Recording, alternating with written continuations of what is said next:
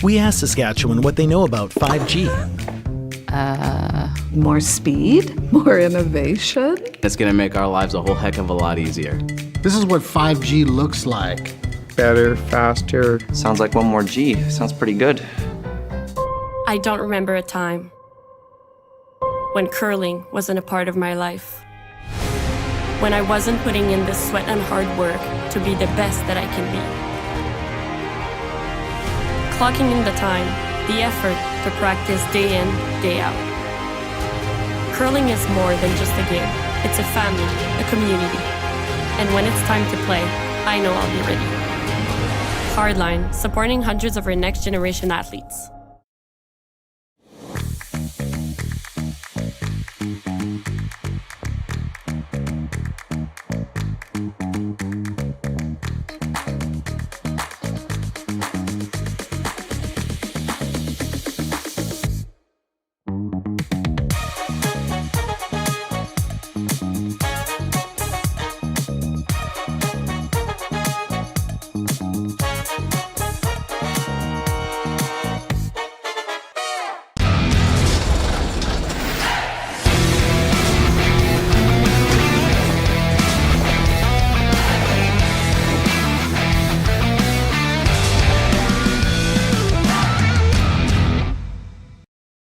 Welcome to the RockShop.net, the official store for the Grand Slam of curling. Whether you're looking for the best hats, stylish clothing, fun toys, or unique accessories, the RockShop has it all. Shop online anytime at the RockShop.net for exclusive Grand Slam of curling gear, or come see us in person at your next event. The RockShop.net, where fans find their favorite curling gear. Hey, Ben.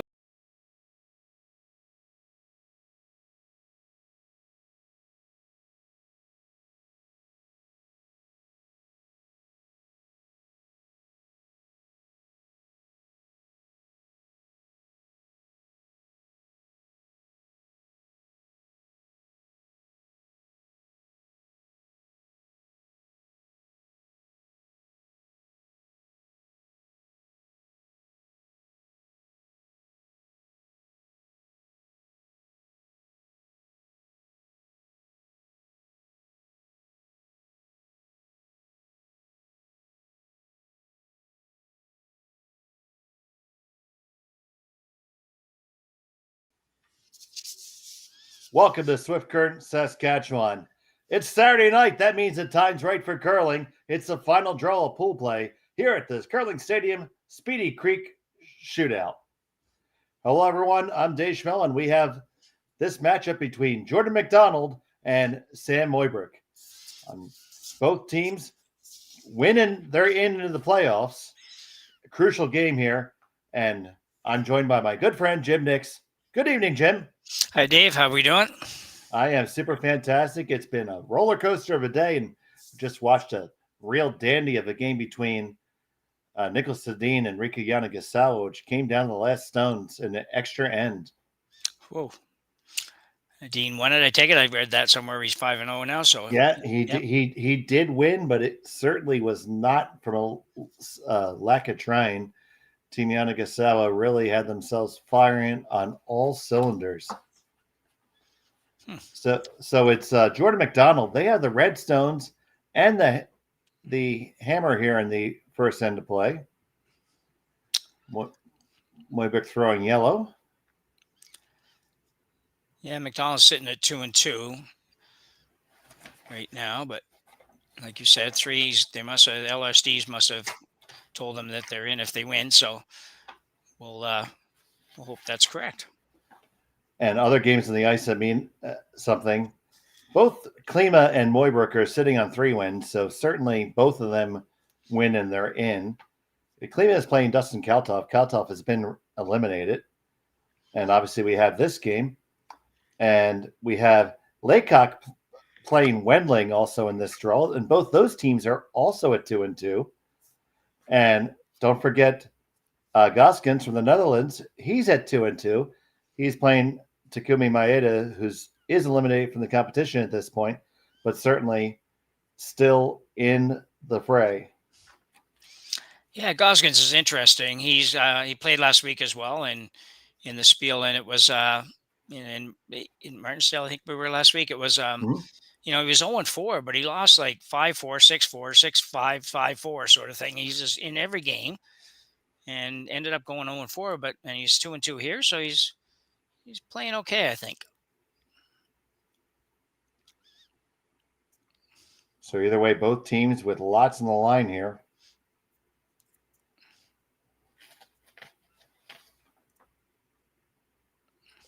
We see the tap up under cover, and they will split the rings and lie two. Yeah, pretty good shot. McDonald going to go after the outside one. That's interesting.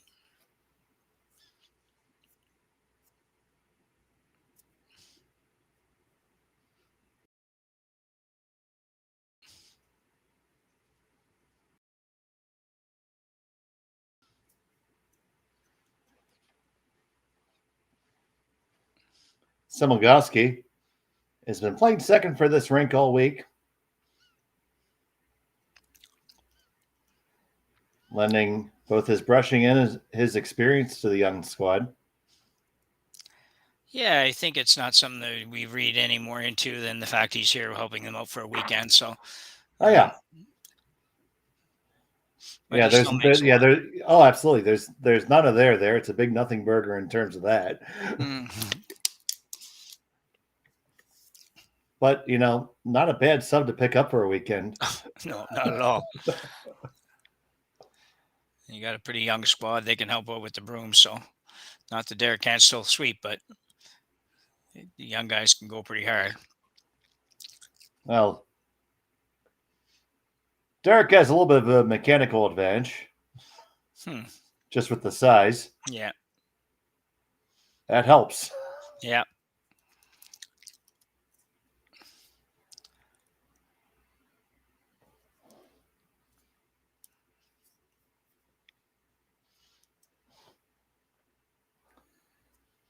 So now they're going to play in front of the Mooibroek ruck.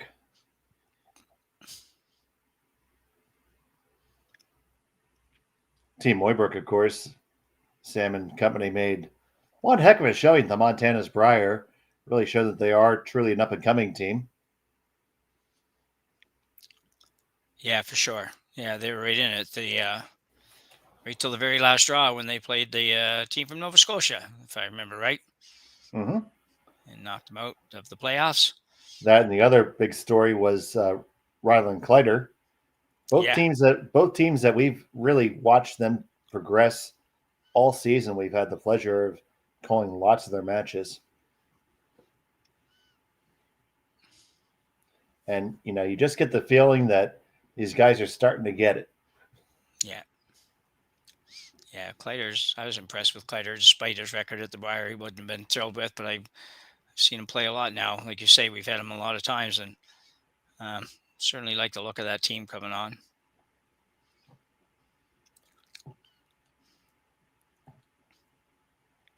Obviously, still have hopes for this squad, but next squad, look out. Yeah. So it looks like Mooibroek has the hammer here, I think, Dave. Well, it's all about accuracy. And yeah, well, I call so many of them wrong when I'm counting the stones early, but I just was looking. I thought they seemed like they were playing the end a little backwards, and now I see what they're doing. I need to give you an opportunity to look good there, buddy. Yeah, thank you very much. Appreciate that. My pleasure. That's me, Dave Schmel, making other people look smarter since 1980.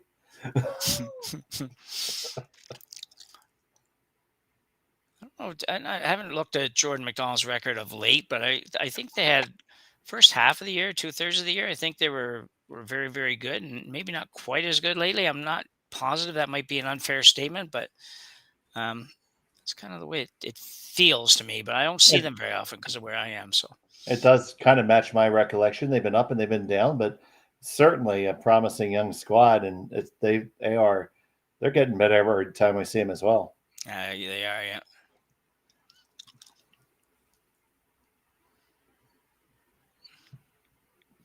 Samuelgowski going right out of his hand here. And with a good solid lane, he takes Easy work of that. Good shot by the skipper, Jordon. Yeah, real good shot. Mooibroek with a chance here to manufacture an early deuce, though. You can make one good shot here, maybe get a little flop behind that guard. Pretty well forced Jordon to hit the back one, I think, and give him his two.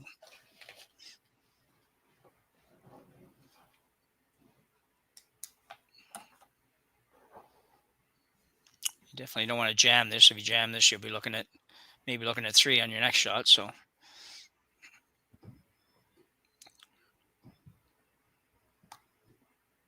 first shot upcoming for Sam Mooibroek.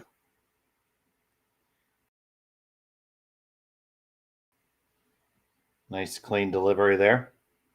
Yeah, he's really smooth out of the hack.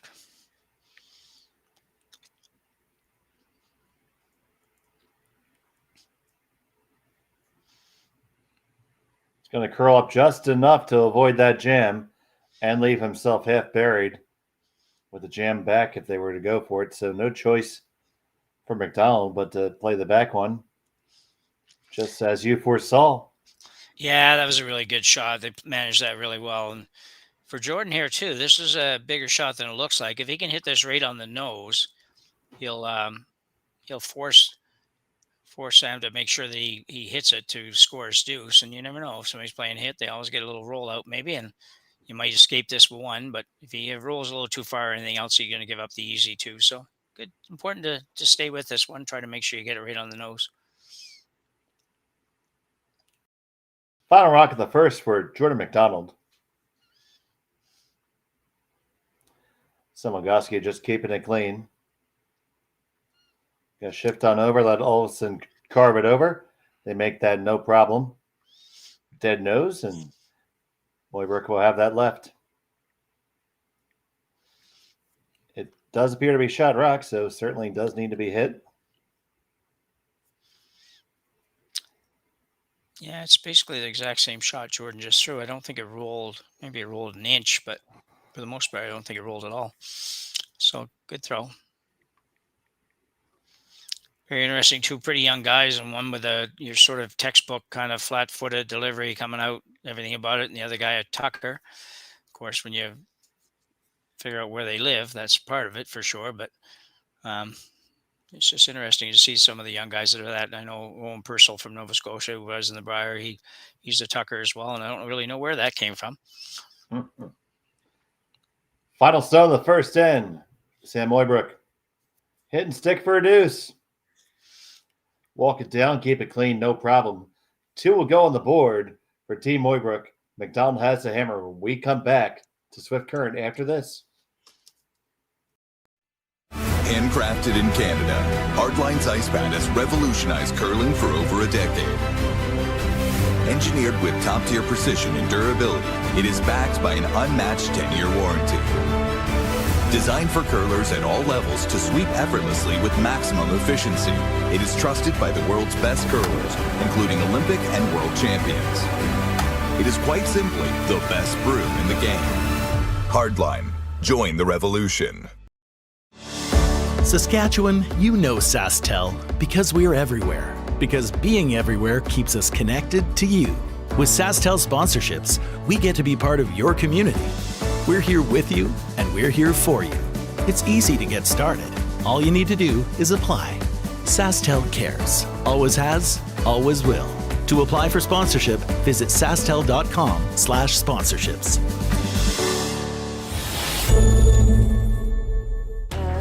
The people have spoken, the votes are in, and the players are ready to rock. At curling's first ever All-Star event, live from Nashville, April 15th and 16th, where 13 of the world's best men's and women's curlers face off for a star-studded celebrity pro-am, a unique skills competition, and an all-star skins game you won't want to miss. Got a ticket? We'll see you in Music City. Don't have one? Better hurry. They're going fast. The 2025 TCG All-Star Game, live from Nashville, April 15th and 16th. Let's rock.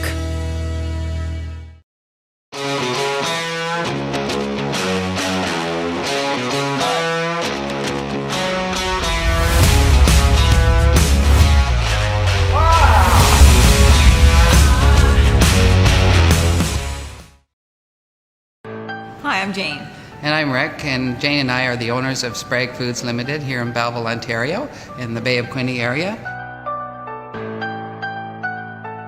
We're a food processing facility, and we can a whole range of products, including soups and sauces and rice pudding and beans.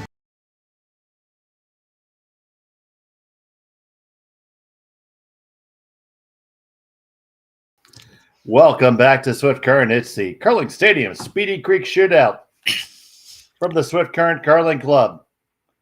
I'm Dave Schmel, joined by Jim Nix, the sage of the sheets. It was a deuce for Sam Mooibroek in the first end, sir. First look at Jordon McDonald with hammer here. Yeah, really nice roll by Mooibroek in this first one in the last end, set that up and forced McDonald to basically pretty much give him the open hit for two. He couldn't afford to take any more chances than that, dropped three in the first end. So well played. And once again, these teams are working hard to try to get to 3 wins. Mooibroek is already there. McDonald has to get to it. The teams trying to get there are Goskins, Laycock, and Wendling. Whole bunch of teams fighting for just a few playoff spots. And we'll know how it works out at the end.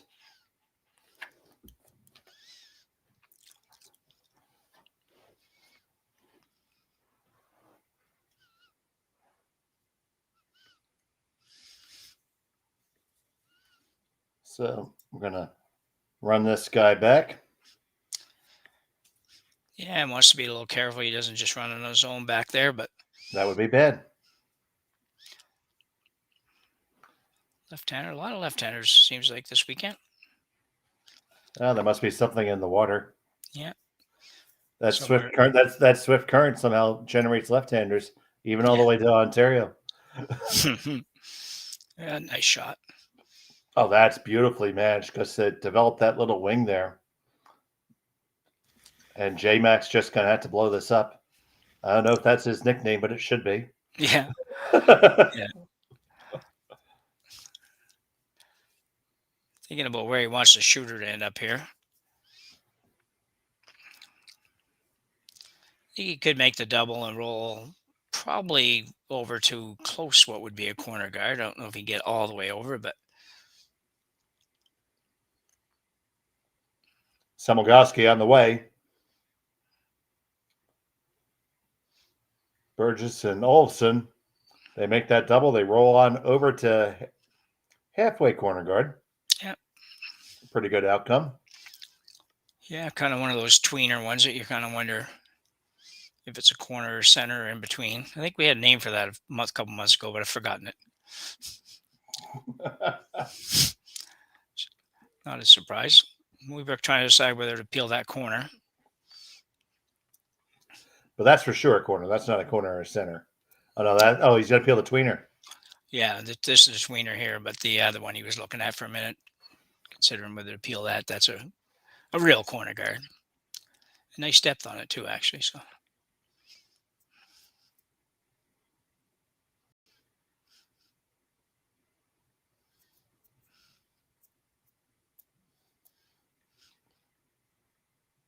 Nate Steele holds it, and that's subbing in at second right now. Gavin Lydiate.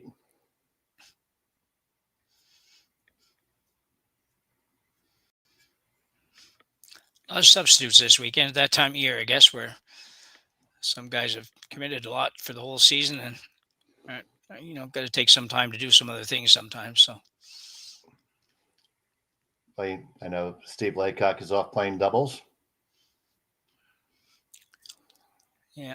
It took us half the game earlier to figure out the lineup that was on the ice. It was, we said some help from Ethan Sampson's team. We had some help from the chat session to try to get that straight. Yes, because we had that because it turns out we had a borrowed jacket and it wasn't he wasn't the same guy, right guy in the jacket.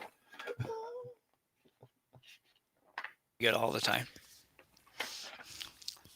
Another couple of years we get that lineup sheet before the game, before the event, when the official lineup for this event.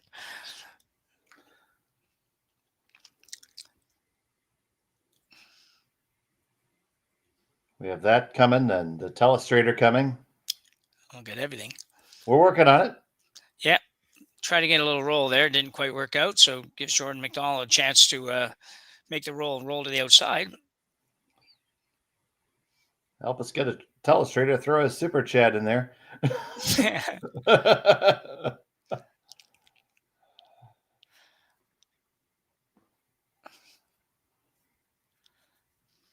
Now, we're just happy to guys have us with us. The favor you can do for us is hit that like button and please subscribe to Curling Zone. It really helps out the channel. Doesn't cost you guys a thing.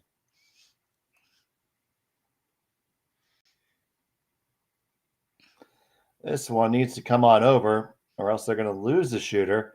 And Mooibroek's going to make sure exactly that occurs. We got a blank house. Yeah, a little thing, but a big mess, really. It's gives Mooibroek the chance to come right around.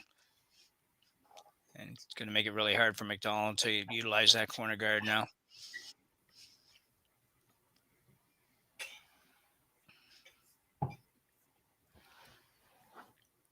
Yeah, he'll be chasing the rest of the way now.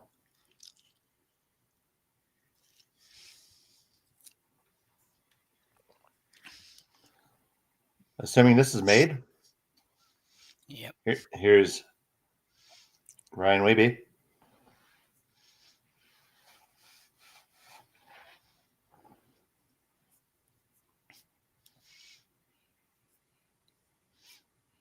Maybe a little bit heavy.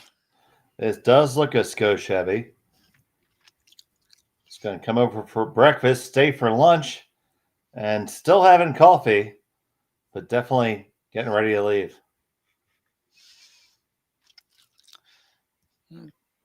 Forces McDonald into playing something a little bit aggressive here.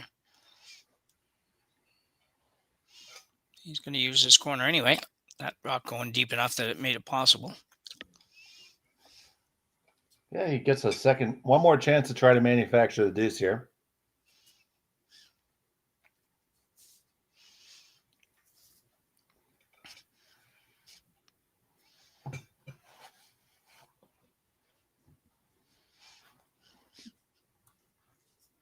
Danger, of course, being you might play yourself right into a force. Yeah, that's true. Doesn't have too much choice, though. With the rock at the back of the house, you can't really make a play on that. It's sort of you make a play on that and probably give Sam a chance to bury one behind the guard a little better. Speaking of heavy, this one is heavy off the hand of Burgess, and it is not counting. So opportunity and advantage for Mooibroek here. Yeah, a couple of not good efforts for Burgess this end, but it's early.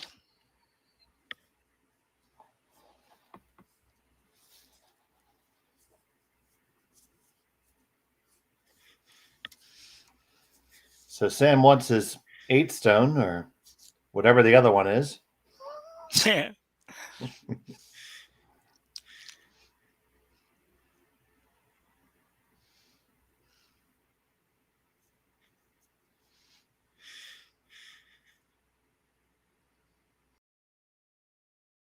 The skipper delivers his first.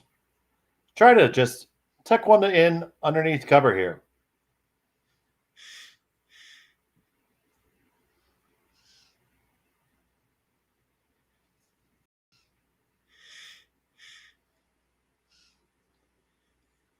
Coming on back, it's still exposed. Really want to get it under.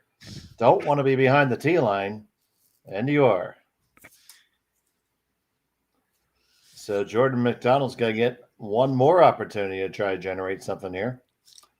Yeah, I really didn't want that to slide behind the tee line for sure. 2 feet shorter, it's pretty good.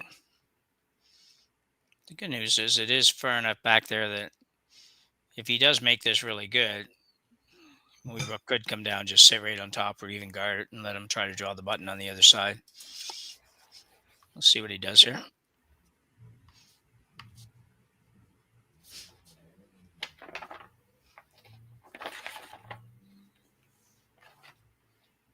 So Jordon McDonald and his team from Winnipeg.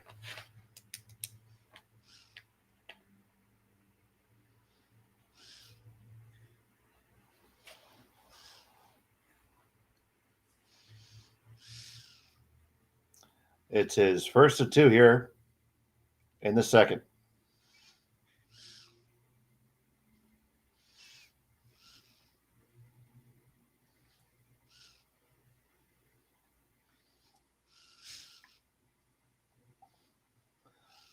Olsen off and on. Samolgoski just supervising at the moment. Weight looks pretty good. Needs to sit a touch. That's just too much of a bump right there. Yeah, pretty. If he wants to take it on, he could pick that pretty clean and force McDonald to take a single here. Quite a bit of room there. No, he's going to throw the finesse it out. Yeah, I think so. I think so, because you have to be careful about picking it clean, because you pick it clean if you don't take out the other red in the back.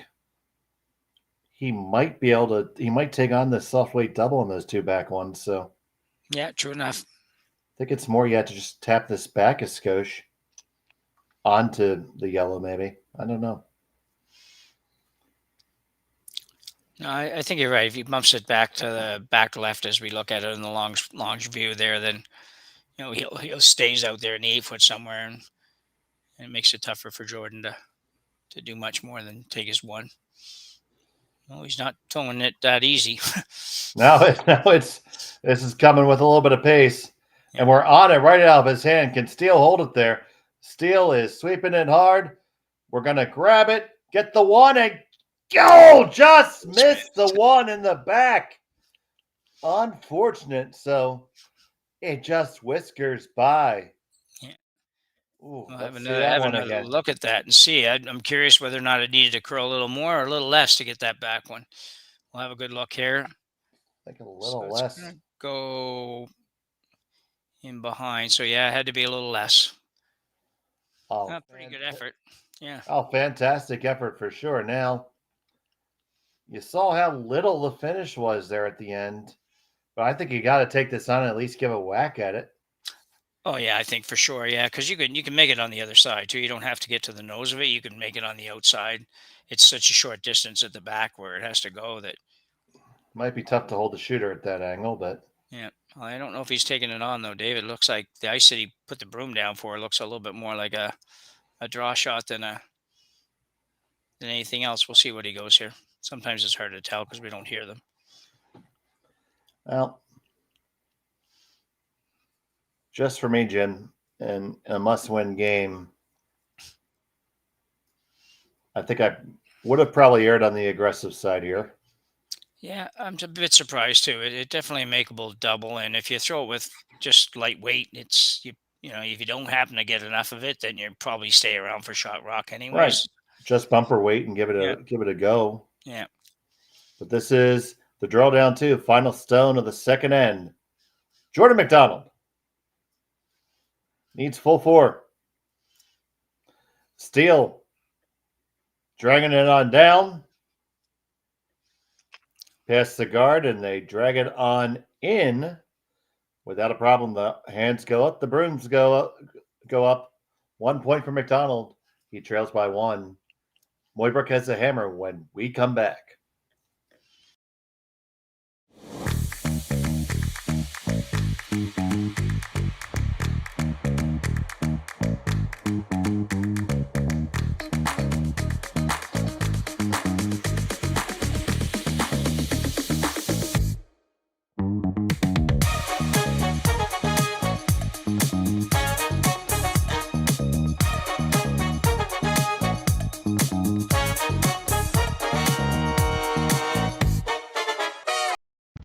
Team Homan rocks. Team Moet rocks. But who rocks harder? On April 7th, we'll find out. Presented by Rio Mare, join us in Toronto at the Curling Group's first ever Battle of the Sexes, as world number 1 Team Homan takes on world number 1 Team Moet in a head-to-head charity curling skins game with a twist. 8 ends, 4 rule changes, and curling like you've never seen before. Watch it live on the Grand Slam of Curling website, app, and YouTube, with celebrity coaches and special guest appearances. The curling group's first ever Rio Mare Battle of the Sexes, April 7th, Mattamy Athletic Center in Toronto. Get your tickets now at thegrandslamofcurling.com. Let's rock! Hey Ben, what's the Aztec safe?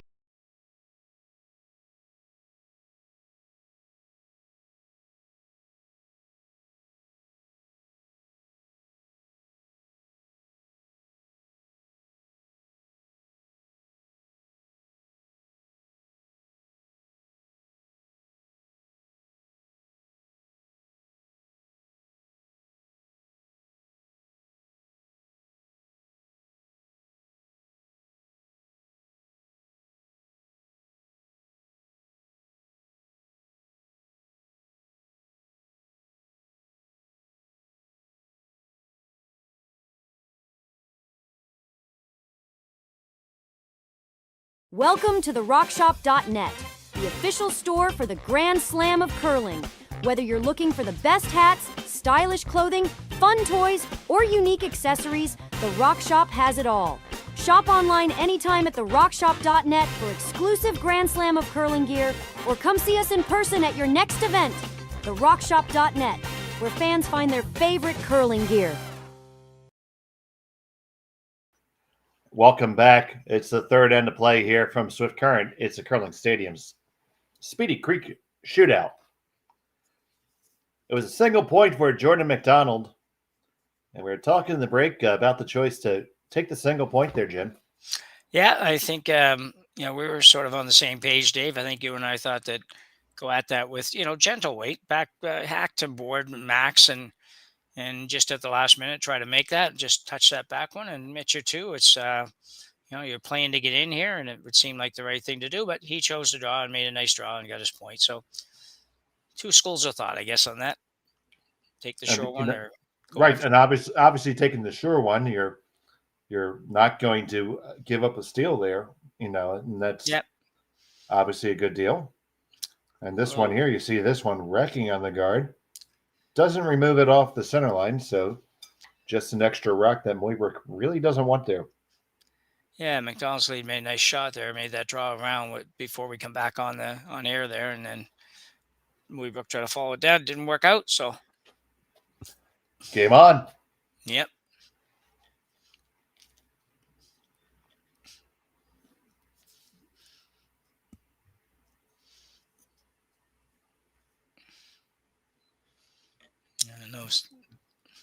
Jordan's going to ask Derek to throw the long guard here. Yeah, I don't know if he's sold on it, but yeah, that's what I was thinking. Well, I think he's looking at the yellow and thinking if he taps that yellow one in there somewhere, even if he doesn't get shot yet, he's going to have two in behind a whole bunch of guards, but could easily turn it into a big score.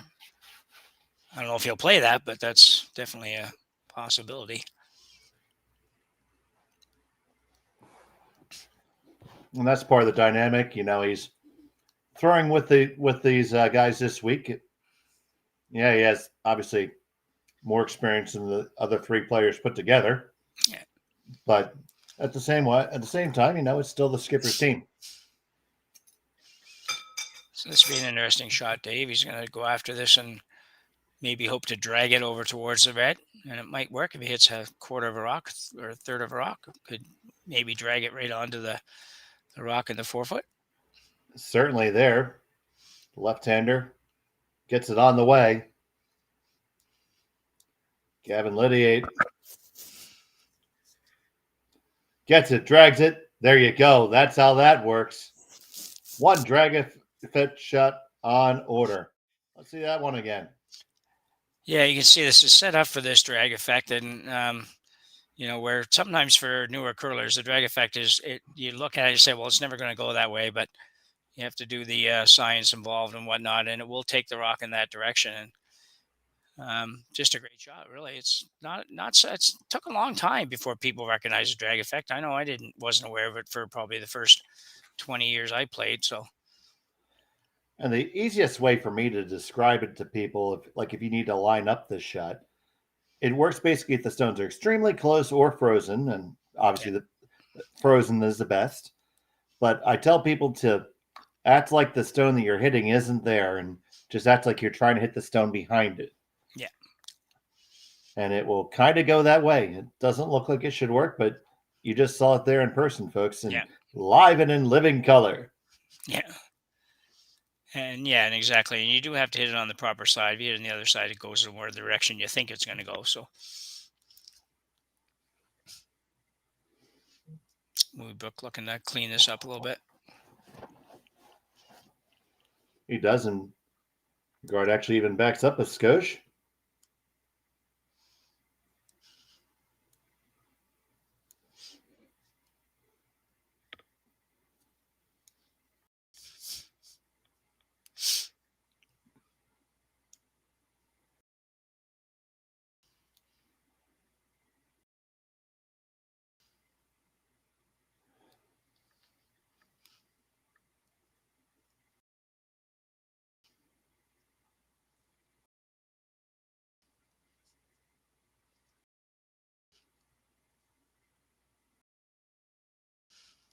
So, looking to line up another guard here. Yep, it's probably a good shot at this point in the end.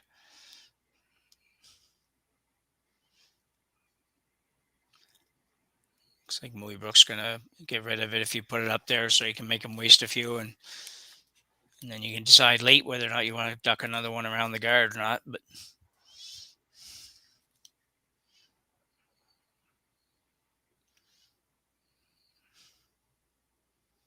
so I'm gonna overcurl a little.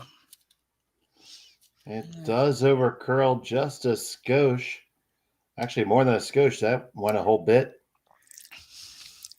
Yeah, good enough that he has to run it though. So it's mission accomplished there. Yeah.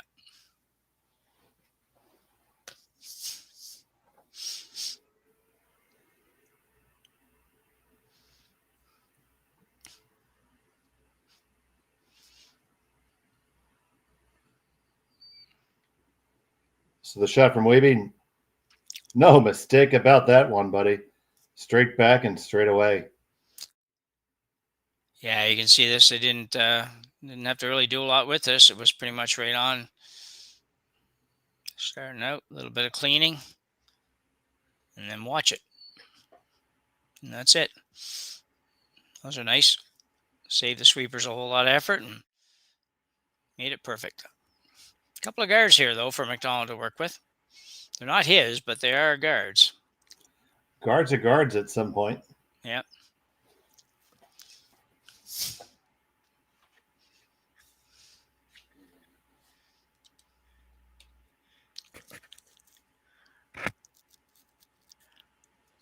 one must be heavy. Yeah, they're not even watching. It's going to grind in. But grind in about the back four, just behind the tee line. Yeah, stopped sooner than I thought it was going to. I thought it was going to be back 8. Yeah, they just let it grind, and it did find its way stopping.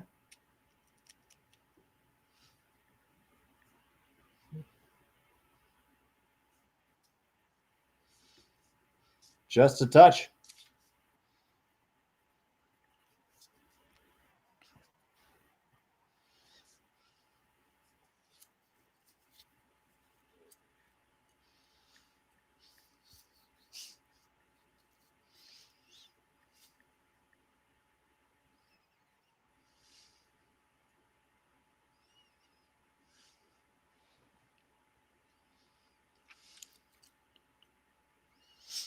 So this one, walking on in, is going to sail down and be right on the inside corner.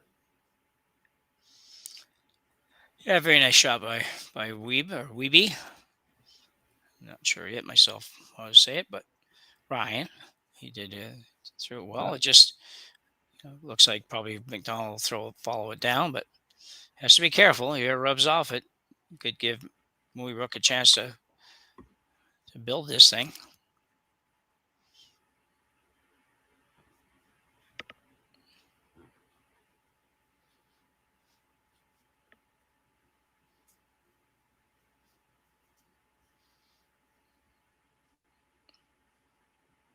So here's McDonald with his first of two here in the third.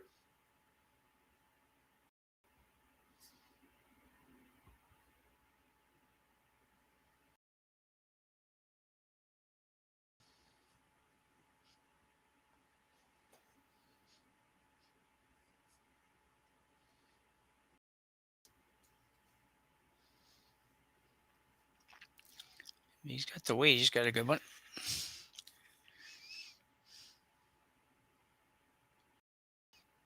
SL's on in very nicely. Still shot stone belonging to Mooibroek, but they got him surrounded.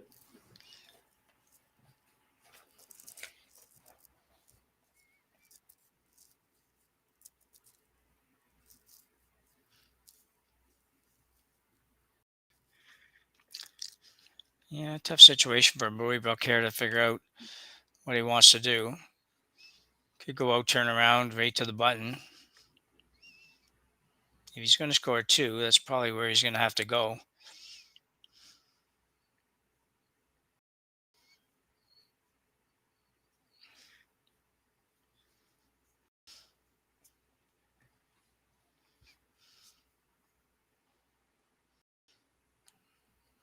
So that's where you like it, Jim? Yeah, I think so. I don't see that. I don't. You can leave if you don't do something with us on the intern side. He may come down, tap that a little bit, and get shot rock. But you know what? I think I'm going to go around in the out turn right to the button, or try to. He hasn't got a lot of his front one. He can't really do a whole heck of a lot. I think it's worth a try. Looking at double peel, I don't know. Yeah, I don't know how much that gets you. No, it depends. I guess Jordon would probably throw a guard on it. And if you ever missed the guard, you could come down there and blast out the reds. But that's a lot of things have to go your way to make that happen. Yeah, there's a lot of ifs there.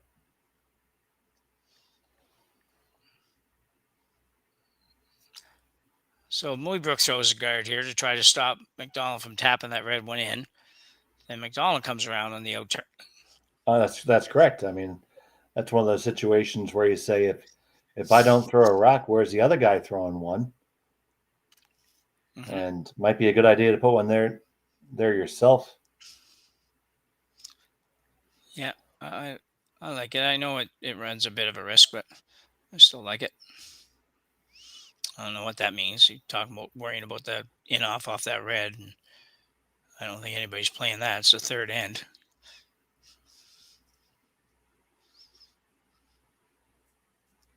Yeah, I mean, McDonald's more than happy to say the end's over right now. So yeah, exactly. Yeah. I always figured that should have been an option. Should have been able to negotiate that halfway through an end, 2/3 of the way in, just going to say, okay, I'll give you your two and go to the next end, or give you your one and go to the next end. I just thought that'd be good. That's like punting on second down. Yeah, exactly. Yeah. Or third if you're playing down south. I always punt on third down here in Canada.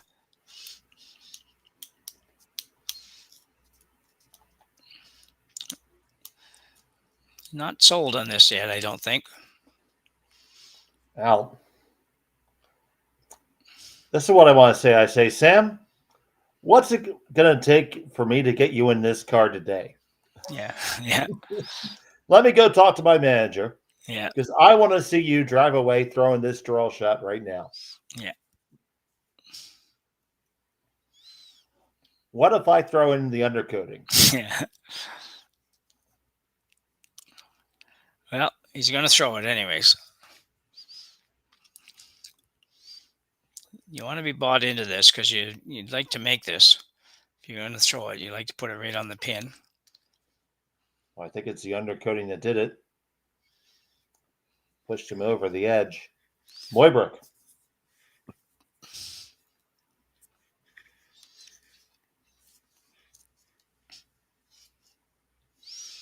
It's going to just squeak past the guard, but this looks hot. Yeah, it is heavy, yeah.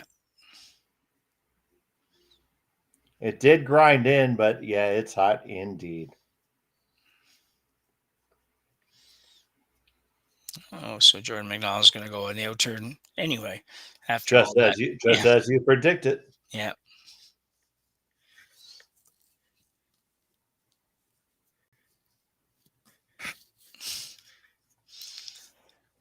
Not an easy shot to get to where you got to beat a score, but pretty easy to make sure that Mooibroek doesn't get more than one. If you can make sure you throw this not heavy. Yeah, light is the way to miss it all day. Yeah. Very good point there.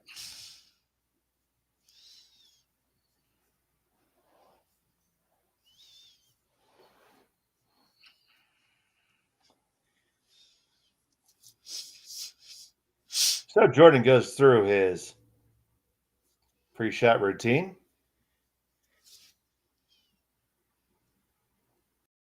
He delivers his last of the third.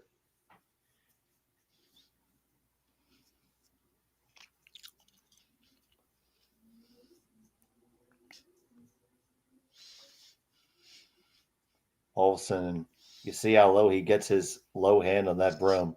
Maybe only 5 inches off the ice. Gonna need to be there because it's gonna wreck. Oh, we missed the line call. That was a sweeping error there. Yeah, I don't know if he had enough or not, but he would have been close. Certainly could have gotten at least around it. Yeah. And you definitely give Sam Mooibroek still the same shot he would have had. He actually moved that guard over slightly. He's trying to figure out if they come to the back one, if they're going to be second shot. I don't think they are. No, they had to make this one cold. Yeah. They do a lot of looking over here. I don't really understand exactly what they're looking at over there. Whitby's looked at that a lot. And I think he needs to just stop looking at that and just go with this one. Oh, does he ever think? No. Oh, I know what they were thinking for a second. They're thinking they're going to play the long run on that guard underneath the A. Yeah. Catch the corner of it, shoot the right out the back, the other right out the side door, and score 3. Yeah. Well, I'm not a betting man usually, but I'd take that bet on the no side. Yeah, I'd let them shoot that many times. Yeah. Whereas this is difficult, but more manageable. Yeah. Final stone in the end. Mooibroek is sitting 1. Needs to pin it. Gonna be close. And did he get a little redirect? It's too heavy anyway. It slides on by. Single point. We think. Oh no. It's very close. Yep. It is just 1. Yeah. 1 yellow. It's 3-1. We'll be back from Swift Current in just a moment. We asked Saskatchewan what they know about 5G. More speed, more innovation. It's going to make our lives a whole heck of a lot easier. This is what 5G looks like. Better, faster. Sounds like one more G. Sounds pretty good. I don't know what it means. All you really need to know is the future of 5G is here and will continue improving through investments in network technology. I don't remember a time when curling wasn't a part of my life. When I wasn't putting in the sweat and hard work to be the best that I can be. Clocking in the time, the effort to practice day in, day out. Curling is more than just a game. It's a family, a community. And when it's time to play, I know I'll be ready. Hardline, supporting hundreds of our next generation athletes. Welcome to the RockShop.net, the official store for the Grand Slam of curling. Whether you're looking for the best hats, stylish clothing, fun toys, or unique accessories, the Rock Shop has it all. Shop online anytime at therockshop.net for exclusive Grand Slam of curling gear, or come see us in person at your next event. TheRockShop.net, where fans find their favorite curling gear. Stronger agronomics. Better returns. Greater peace of mind. From pre-seed to post-harvest, you can count on the Victory Canola program to keep you and your farm ahead of the curve. Grow with us at victorycanola.com.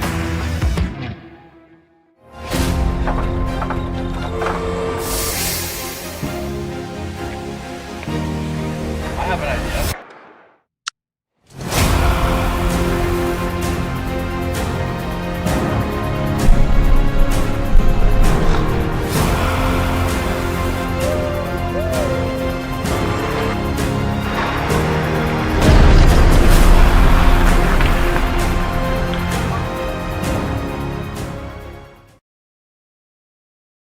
And we're back here at the Speedy Creek Shootout, brought to you by us here at Curling Stadium from Swift Current, Saskatchewan. Single point from Mooibroek there. McDonald has the hammer here on end number 4, Jim. Yeah, there was a little bit of opportunity for Mooibroek there to get a deuce, but just came up just that little bit heavy on the last one, and it was not good enough. But a good job by McDonald holding him to the one for the most part. And like I say, he gave him a little bit of a chance, but it was a real tough draw for the two. So still pretty happy where he is at right now with a 2-point lead, and he's counting the stars and everything right now, so he's good.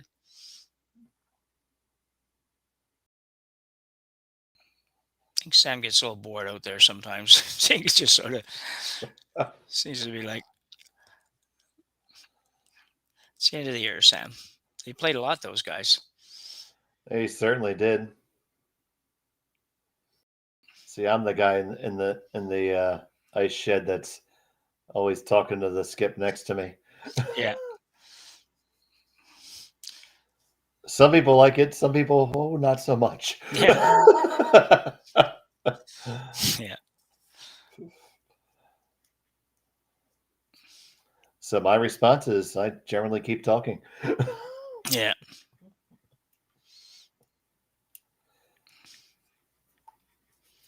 And in just a minute, we'll get you an update on those other games that we have cooking right now, because lots of playoff implications.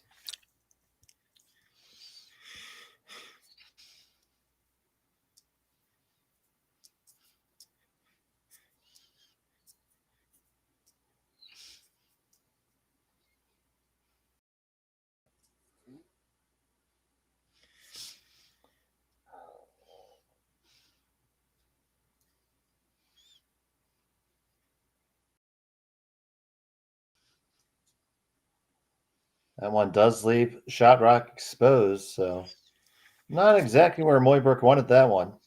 No, definitely not. Would like to get that at least 2/3 buried. Looks very similar to last time coming down this way. A little opportunity to roll behind the corner for McDonald. Semilgoski throws this one, and it's picked up right out of his hand by Burgess.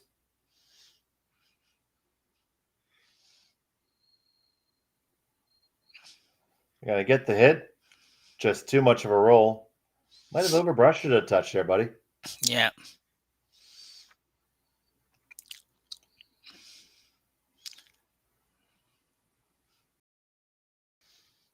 I don't know what that means. Which turn do you want? Oh, is that what you're asking? Okay. That's the universal symbol for handle preference. At least around me it is. Yeah. I figure that you got to go this way because you go the other way, you're behind those staggered guards. I don't know if I want to do that and have not quite get there, and then they get there, and I can't get to it. So I would go this way all the time. Well, he's drawing under center, Yeah. so yeah. Yeah. Yeah, I'm just thinking if it wasn't quite buried and somebody played a hit roll, I'd rather they roll behind the single guard than my single guard than their double staggers. But there's a rub about that. You got to make that draw first. Yeah, that's not a real good effort, that one. That looked pretty. That would have been pretty heavy if he got by. Speaking of staggers, there's a beautiful one there now. Yeah, they're everywhere now. There it is. Yeah. Which turn would he like, buddy? Yeah. Oh, as if they wanted to just shove that right in your face, Jim. Yeah. I never mind the guy with hammer going around the center guard, though. I'd like, if I'm playing him, I'm quite happy to have him going that way. So I think for me, it's a good time because if I don't, the other guy's going to, and then with the stagger, I had to spend at least one rock to even think about getting to it. Got to keep this one above the tee line. Doesn't look like that's where it's going to be. No, it's ice is starting to keen up on both squads right now. Yeah, that's not. Samogalski won't be happy with that. No, he certainly won't. It's the fourth end. He can't even blame the mid-game chamois. That's right.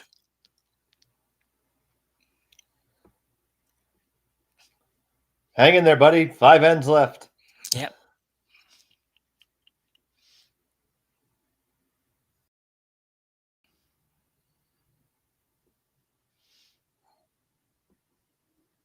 Man, what a smooth delivery. I mean, his shoulders did not move in that entire kick out. No.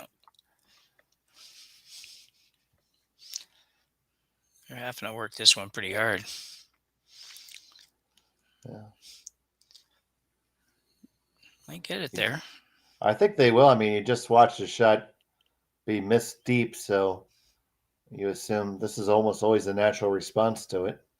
Yeah, that was well swept. That was they took that a long way. Certainly.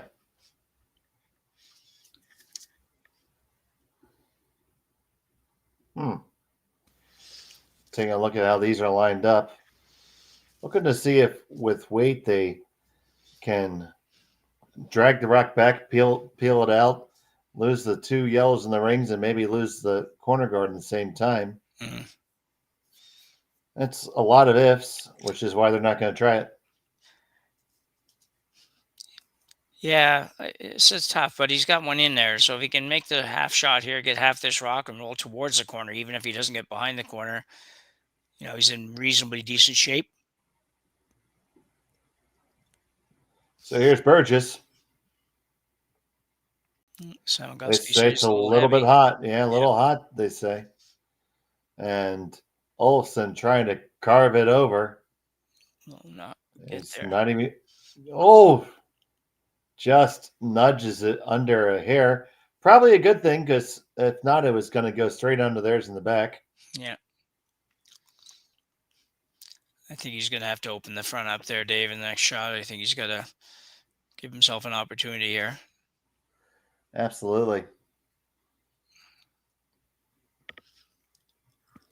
But at the same time, that one, the 8-foot's really not good enough for Sam to guard.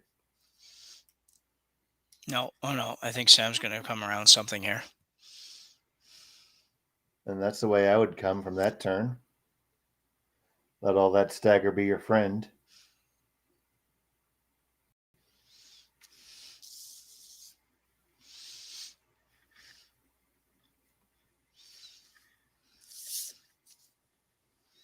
So Ryan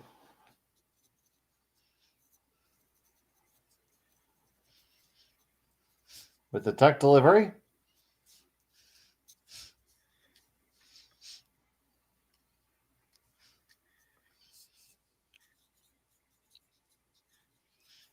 And Steele is on this one. Lydia is chiming in as well. Do the old switcheroo to try to move it over. Weight looks pretty good. Line looks pretty good. The whole shot looks pretty good. Yeah, it's a good shot. Never quite got buried, but ice just it just hasn't got quite the same finish here today as it did yesterday, I don't think. It doesn't seem to me, at least. A little bit straighter, but still not bad.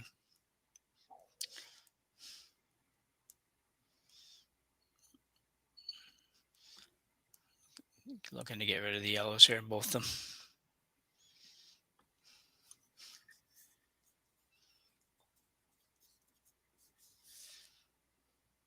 Wouldn't be surprised to see that top one go onto the red. It might. I think it'll go above it, but it might go there. It'd be good if it did. It would tap a yellow one in for him. Just over the top. So it's Mooibroek line 2. No guards. So a few corner guards. So what do you say? You come on in again, or you put some pants on it? Yeah, I'm probably going to throw guard, actually. I'm going to throw guard, I think, on the center one and I'll let him try to make that out turn, make that other hit and roll if he wants, but he's maybe coming around this right towards the back one, which is. I think that's the call. Yeah, nothing really wrong with that. It takes away any big end possibilities or bringing that rock into play, but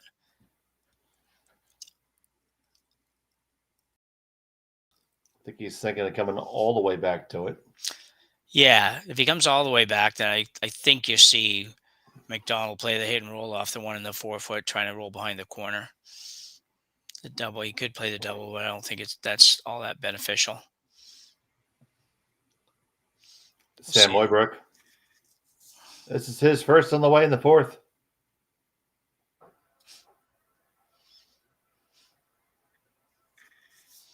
Steele and Lydiate. Lydiate now on the line hard. I think they're going to get it by. Squeeze it by. And it's going to settle right on down to that stone in the back. Called and made. They lie 3. Yeah, good shot. It'd be interesting to see the call here. I think that I was just talking about he maybe kicked that rock a little tiny bit. Oh, maybe a little more than a tiny bit.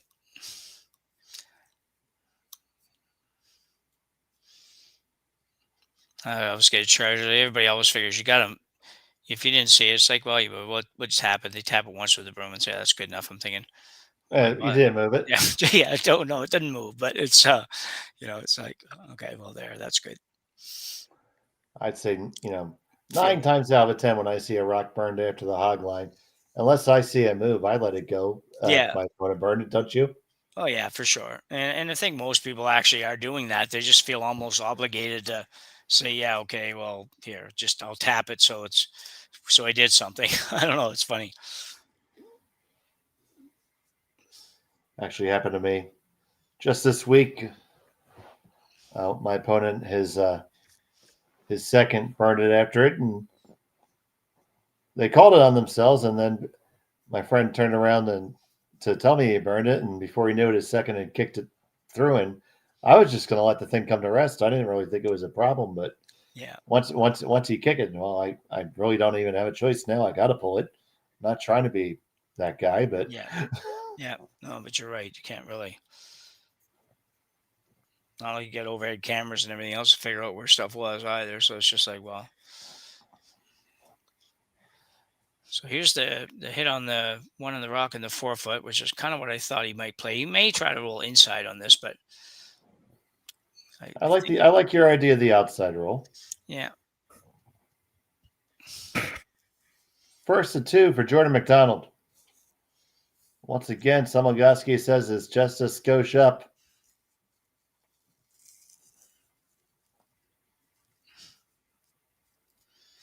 This is going to get a little bit of a roll. Get the one in the back, too. That's a little bonus. They now lie 1-3. Sorry, 1-3. Yeah, very good shot. That's about the best you could do, I think. Yeah. See it again here. It looked like it was going to be right on the nose for a minute, but Sweeper just worked really hard on making sure it stayed there or backed it up even just a little bit. And just got just about a perfect roll there. Just kind of forgot he was supposed to sweep that a little bit, but didn't matter. It wasn't going any further. Yeah. Big outcome there for sure.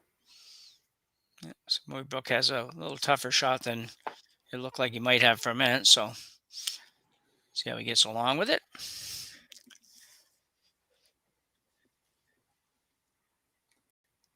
Last stone for Mooibroek on the way.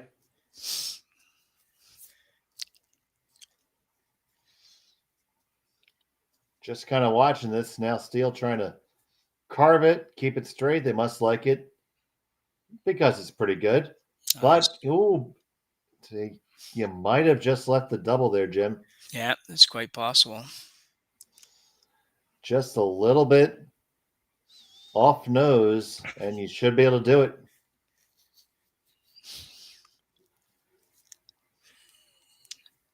Yeah, it should be. This is like a Tucker's dream, these kinds of shots. So should be very, very close to making this. Man. Shows you how big that last shot was to bring that back stone back into play. So all of a sudden,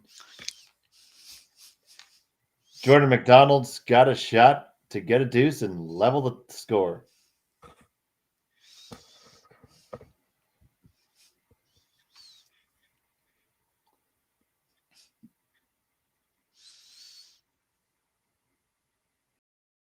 Final stone of the fourth.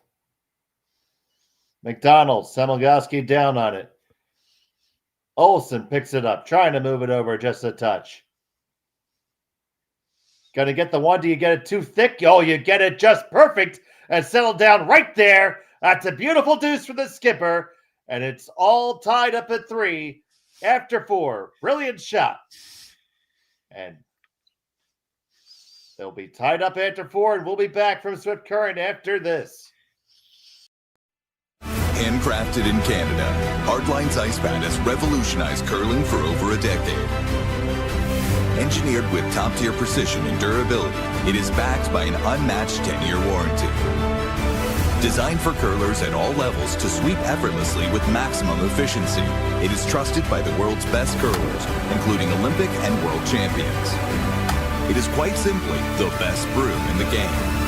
Hardline. Join the revolution. Sasktel Be Kind Online wants to stop cyberbullying. Want in on the action?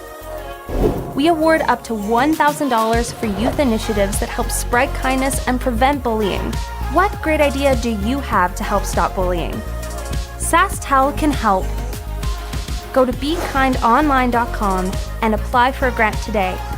Together, we can make a difference. Hey Ben, what's the Aztec safety?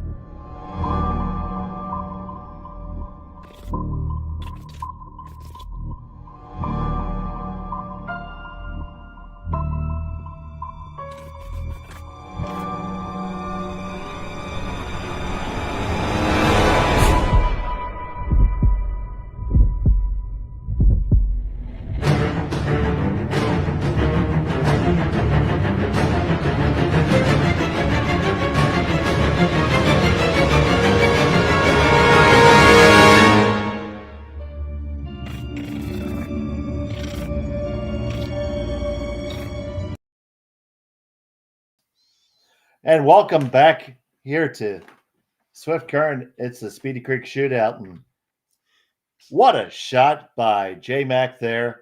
Let's see it again. Yeah, kind of shot made for Jordon. I think these are the shots that certainly the Tucker specialists are going to make all the time, or virtually all the time. And he makes this one pretty easy. Sweeper had to carve it a bit just to make sure the shooter stayed around.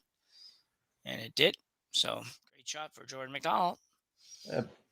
Really big about the weight control there to make sure that shot was made. Yeah. So we went into the playoff scenarios a little bit, and we've been able to determine that based on the last shot draws that Mooibroek has clinched a playoff spot. Yeah.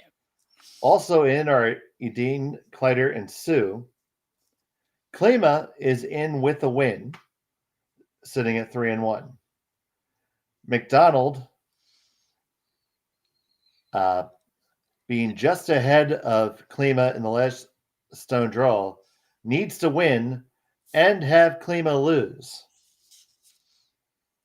And there's a couple other spots I'm not sure about, but that's what I can tell you right now. Yeah. And figure it out here. Jammer, why don't you get us a score update in the other sheets here so we can see if anything looks obvious? Sure. We can got scores after 3. This is. Let me see if I can just refresh this in case we got something a little more up to date. Real quick. Okay, so I've got Laycock and Wenling. We were just talking about Steve Laycock, who has an excellent draw to the button. Needing a win to get into the playoffs. They are tied at 3. Got Ryan Kleider trailing Ming Zhu, 3-2 after 4 ends.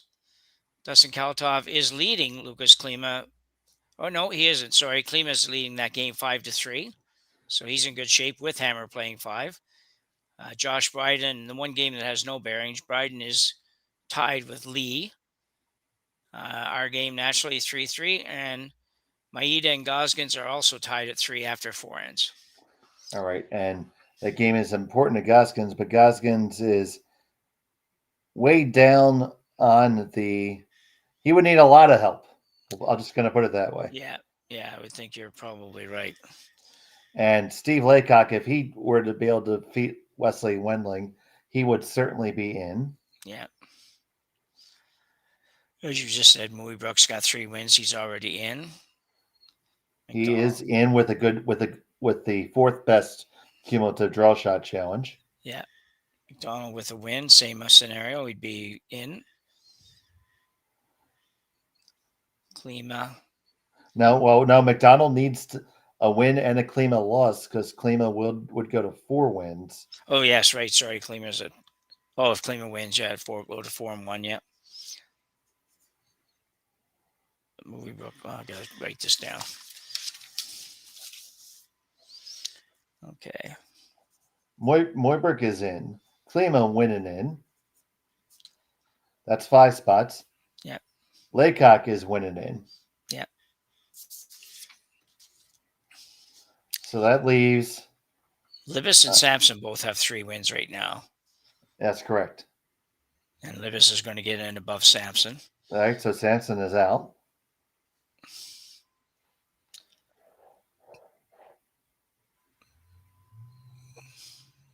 I don't know about that.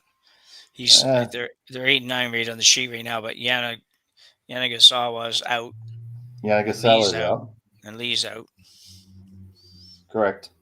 So there's a couple spots. So it goes down to 10 on this board probably. And then you got Kleider, who's 4-0. He's in, so he's going to jump up, even though he's going to be 11th possibly in this or wherever, somewhere in there. And Sue is in. And Sue is in too, yeah. Oh, yeah, exactly. Okay. That brings Wooter in, and so it's possible that Sampson could still get in, and Wooter needs some help here. Yeah, he might need too much help.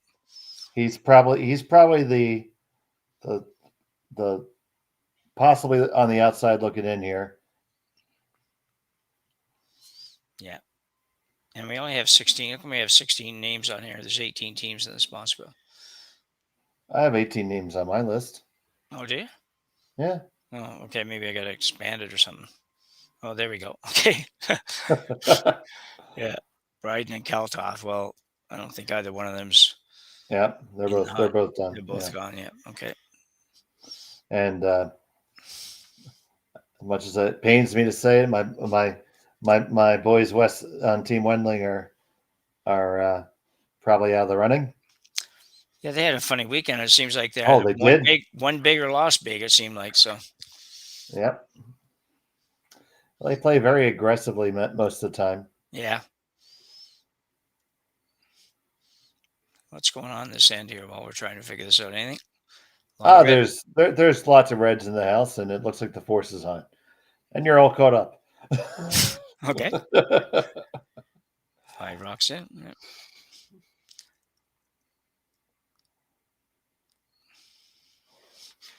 Okay. Okay, so Jerry has been working out the numbers while we try to do all this, and Jerry's way better at this than us. Yeah.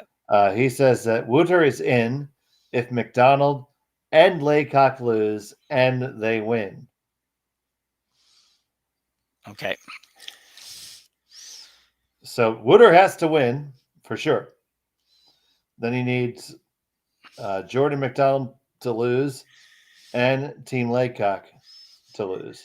Yeah, well, that still could help. That could happen. Well, yeah, well, so they are right now. Wooder is a big Wesley Wendling fan. Yeah. And he's a big Sam Mooibroek fan. Yep. And he's got to take care of his own business as well. Yep. So that's the playoff picture as we can see it. Okay. And now, after all that, we're going to have a draw underneath cover. Okay.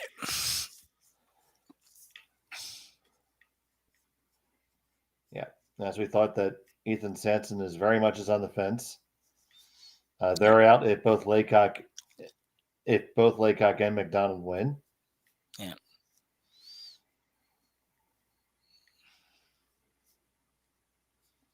Sampson's in if one of those two lose. Okay. So very, very interesting.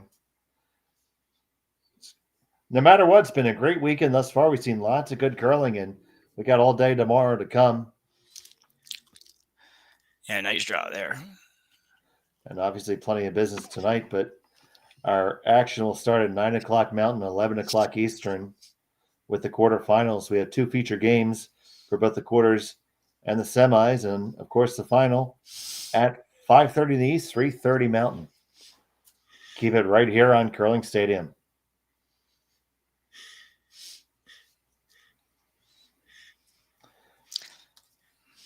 So here's the shot from Whitby. Trying to make the run here. And they run it right on by. I don't know if that was a good choice or not, Dave. That's, with Hammer here, I'm thinking maybe running that red one over top of yours or whatever and kind of cleaning that up. That shot there, by if you didn't make it, now you're giving McDonald a chance to come right around top 8 foot and put you in a lot more trouble. That was a questionable one for me.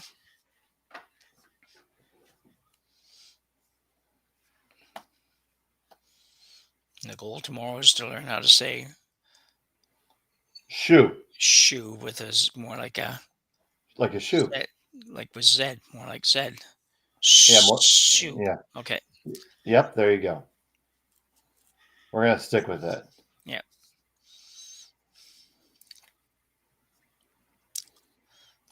Although it may be a foregone conclusion because I don't know if YouTube gets into the PRC.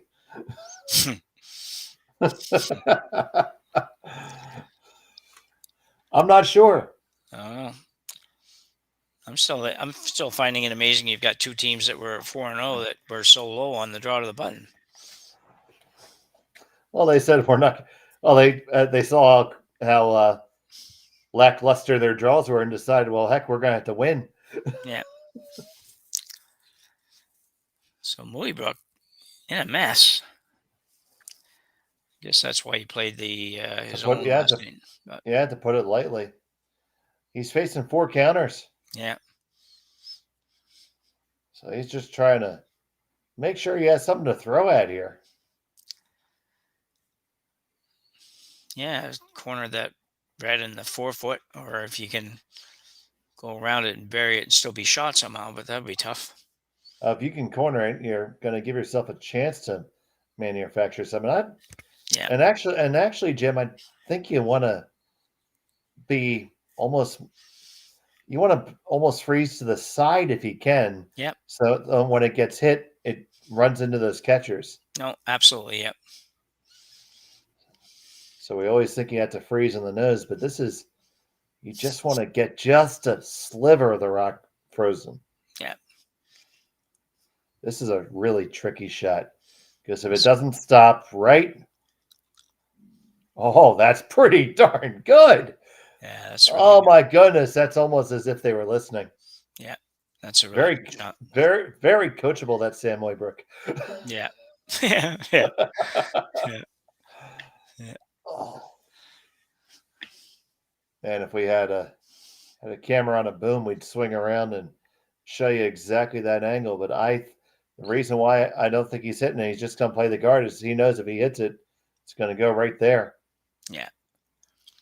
That's a good look at it. Really good chance that it hits that red on the left as a catcher.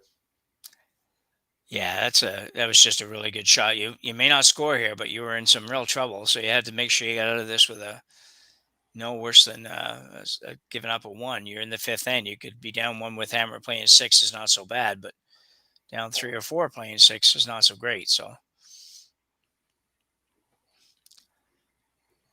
Joe's just going to have to protect against a possible 2 here. So be guarding this angle raise on the partial corner frozen rock. Yeah. And that shot that Mooibroek thrown, that's never going to be on a highlight reel, but that wins the game more than anything else. Yeah.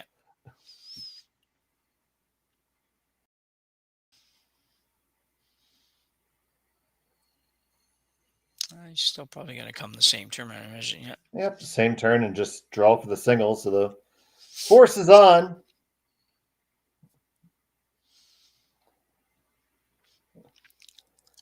Now here's proof that he's not fully an analytics kid. A full analytics kid would throw it through and give him 1 and take that hammer into 6th. Yeah. Yeah.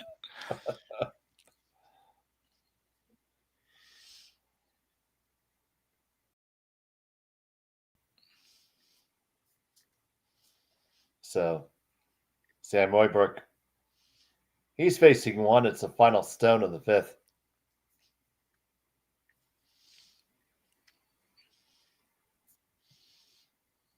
Expect him to be pretty close on this. Just through the weight. Brushers just saw it. We're out just a touch further, but not really that much. Get past the guard, no problem. Now it's all just about managing the weight. And that is picture perfect. No, it's just a little short. Oh, my goodness. It is a steal of 1. Yeah, so close. The commentator's curse strikes again. But Mooibroek will have that hammer in the all-important 6th end when we come back to Swift Current after this. Handcrafted in Canada, Hardlines Ice Pad has revolutionized curling for over a decade. Engineered with top-tier precision and durability, it is backed by an unmatched 10-year warranty. Designed for curlers at all levels to sweep effortlessly with maximum efficiency, it is trusted by the world's best curlers, including Olympic and world champions. It is quite simply the best broom in the game. Hardline. Join the revolution. Saskatchewan, you know Sasktel because we're everywhere. Because being everywhere keeps us connected to you. With Sasktel sponsorships, we get to be part of your community. We're here with you, and we're here for you. It's easy to get started. All you need to do is apply. Sasktel cares. Always has, always will. To apply for sponsorship, visit sastel.com/sponsorships.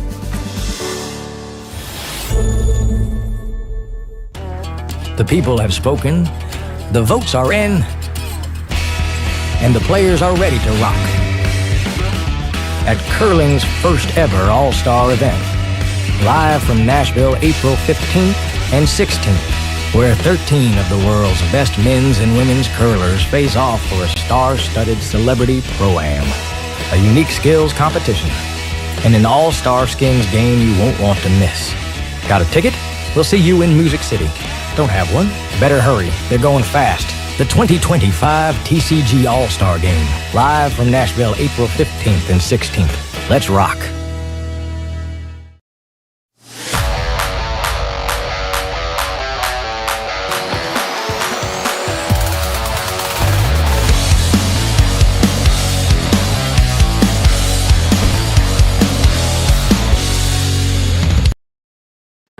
Hi, I'm Jane. And I'm Rick, and Jane and I are the owners of Sprague Foods Limited here in Belleville, Ontario, in the Bay of Quinte area. We're a food processing facility, and we can a whole range of products, including soups and sauces and rice pudding and beans.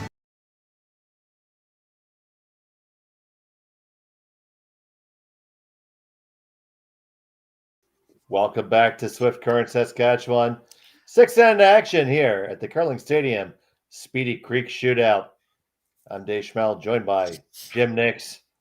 We have a back and forth matchup here right now, and we are on the seesaw, but it was a steal for Jordon McDonald there in the fifth.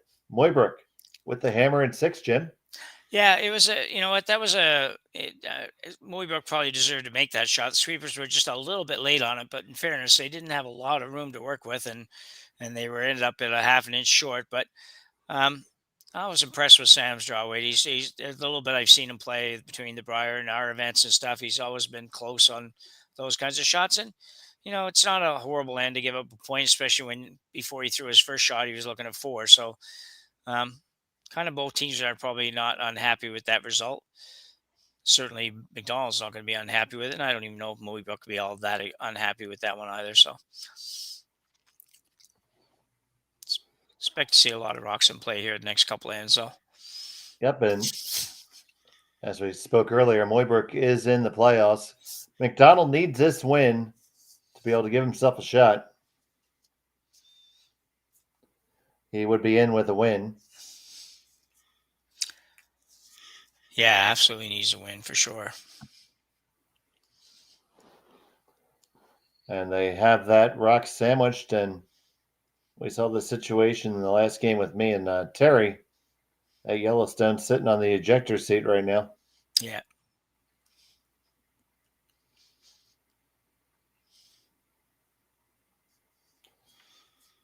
So, not the best angles for Mr. Mooibroek, so he's going to adjust the feng shui of the house. Move a plant there, a couch there, it's a tee there. It looks a lot different after that. It does. It almost feels like you got a little unlucky there and ended up with the red behind the guards, but we'll see it again here and see how that happens. Good throw. I think everything was really what they wanted. Just maybe the rocks didn't go exactly where they thought they were going to go. I wasn't thinking this rock was going to end up. Okay, so it's the high one, the actual one that the target stone was. Yeah, just didn't quite get rid of it, but a very good shot either way. So, on the way from Simogowski here, his second to 2.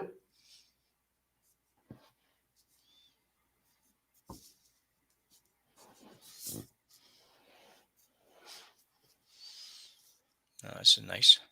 It is beautiful line and weight. Maybe came a skosh deep. Interesting to see if Sam wants to use that as a pocket or not. Yeah, I don't think so. I think he'll try to run the yellow back on it. Yep. It was an option. Yep. Oh, definitely.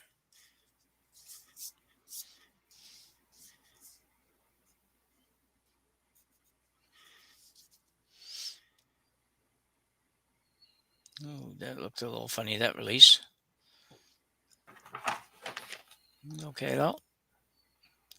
It's going to get just the one in the back. Yeah, So he just let it go a little funky. I don't know exactly what happened there, but it just looked funny when he let her go. But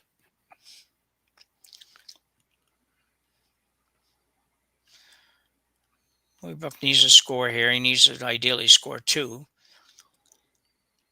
They're going to have to get something going. They haven't really had much going here for the last little while.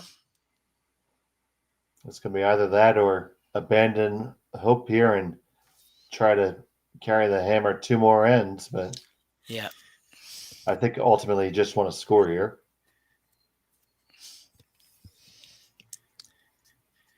There's an odd score in the Switzerland-China game earlier at the Worlds. It was where they got scored 2 the first end and then China blanked the next 6. It's kind of, you don't see that very often. It's like a 1968 Briar. Yeah, I know. Yeah. Win the coin toss, blank 11 ends, and draw for 1 in the 12th. Yeah. That's a nice shot. That is absolutely perfect because I don't know if you can make contact with both of them and see enough of it. Yeah, I'm not sure. It's close. Yeah, it's ironic because that's probably the part of the sheet that McDonald or Mooibroek would like to play right now, but McDonald's kind of taking it away. I don't know if I like that one. I think I'm gonna run the guard. I think you run the high guard and try to make something in the house. Yeah, right now he's denying his opponents the high ground. From here, it looks like you can make a play on the one at the top of that and top of the 8-foot or top of the 12-foot there. And I just don't know for sure if you can get to the back one. That's what he's indicating a little bit now, but yeah, I think Sam's going to give that a go.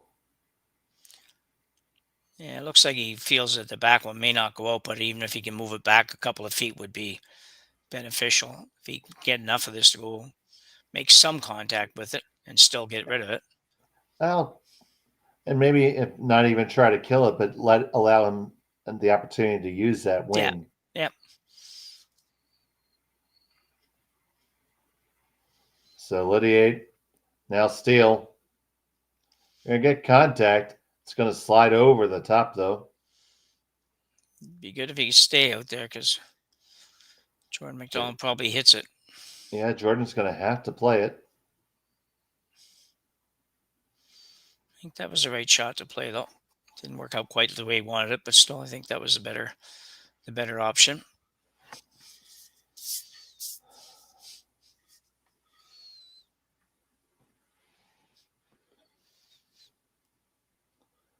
So Dallas Burgess.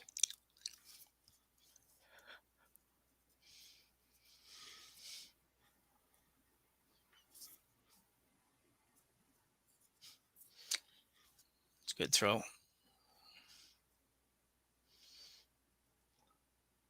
Good shot by Dallas. He even comes with his own theme song. I wonder if he's ever heard that song. What song are we talking about? I'm just chuckling, but I'm not sure. The TV show Dallas. Yeah, Dallas. Yeah. Yeah, with J.R. Ewing and all that. Yeah. Now there's no way he's ever have heard of that show, unless he's a diehard TV fanatic. In a curling club, some old timer had to have come up to him and went da da da da da da da da da. Okay. Maybe. I've never heard of Micro Club, and we got a lot of old timers. Yeah, but you don't do you have a curler named Dallas? No, we don't right now, but you know what? We did for many, many, many years, and then he moved away. Dallas Lockhart was his name. Pretty good curler. He threw with their handle backwards. It was kind of weird, but a good player, like a real good player. He held the handle backwards when he threw. So I'd never seen that in my lifetime. Moved here, and he threw like that. And he threw it he said it was many years ago. So was he throwing a lift delivery like that? Would have lifted a little bit, yeah. He was never a big lifter, but he did lift it a little bit, yeah. Yeah, the balance of the rock would be kind of weird. It just, I've never seen anybody ever do it before. I can certainly say I've never seen that. No.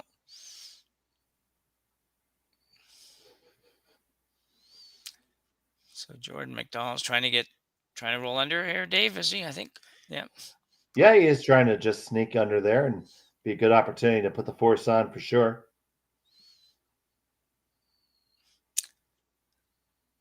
I didn't think that Sam had to move that one that far. He tried to punch it back a little bit, but I don't think he had to.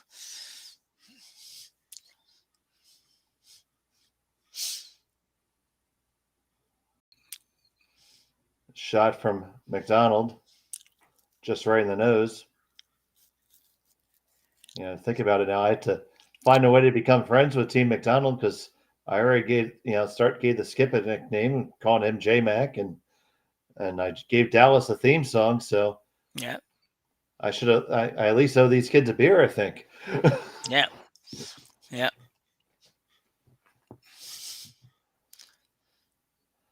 And if they run into me, I will gladly pay it off on that commitment.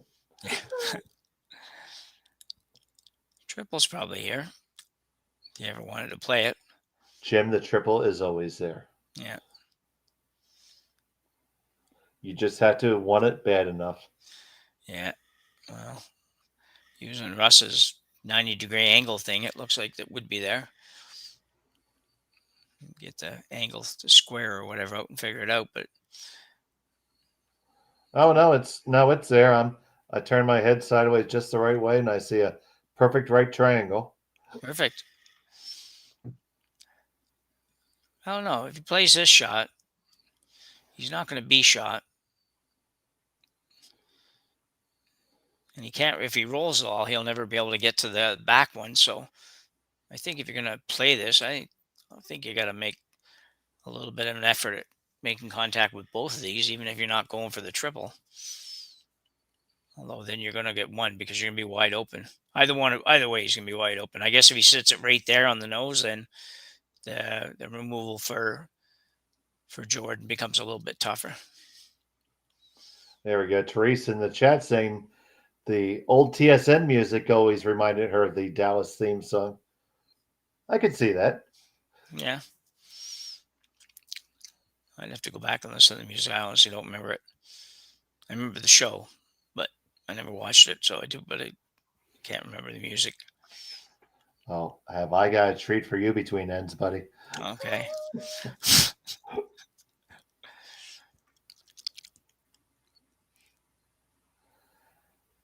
Comes right to the nose and sticks it right there. Looking a lot like McDonald's going to have to just draw for one here when this is all done. Which, again, 6-10, it's not a horrible situation. But they never really came close to generating any real offense in this end, which has to be a bit disappointing.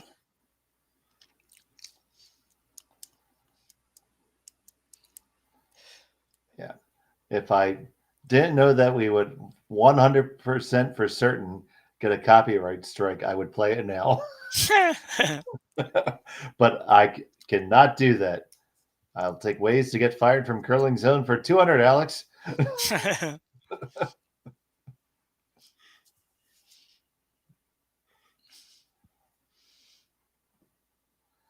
McDonald. Hit this to put the force on.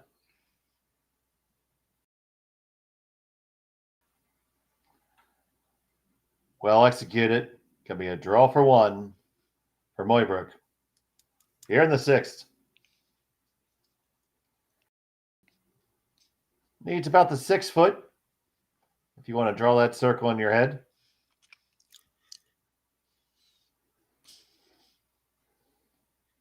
But easier just to touch to the 4 for better measure.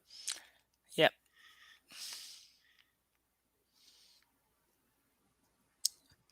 Sweep it for the tee line. So I always tell our guys, just sweep for the tee line. I'd always tell my guys the back 4 counts the same as the front 4. Yeah. Mooibroek, final stone of end number 6. He's facing 3. Needs to just come up to the 4 foot to score a single. Rushers just supervising. They seem to think it's fine. Does it settle down in? Does it settle down in? Oh, yes, it does. And we're all tied up. 4-4 is the score. We'll be back with more after this on Curling Stadium.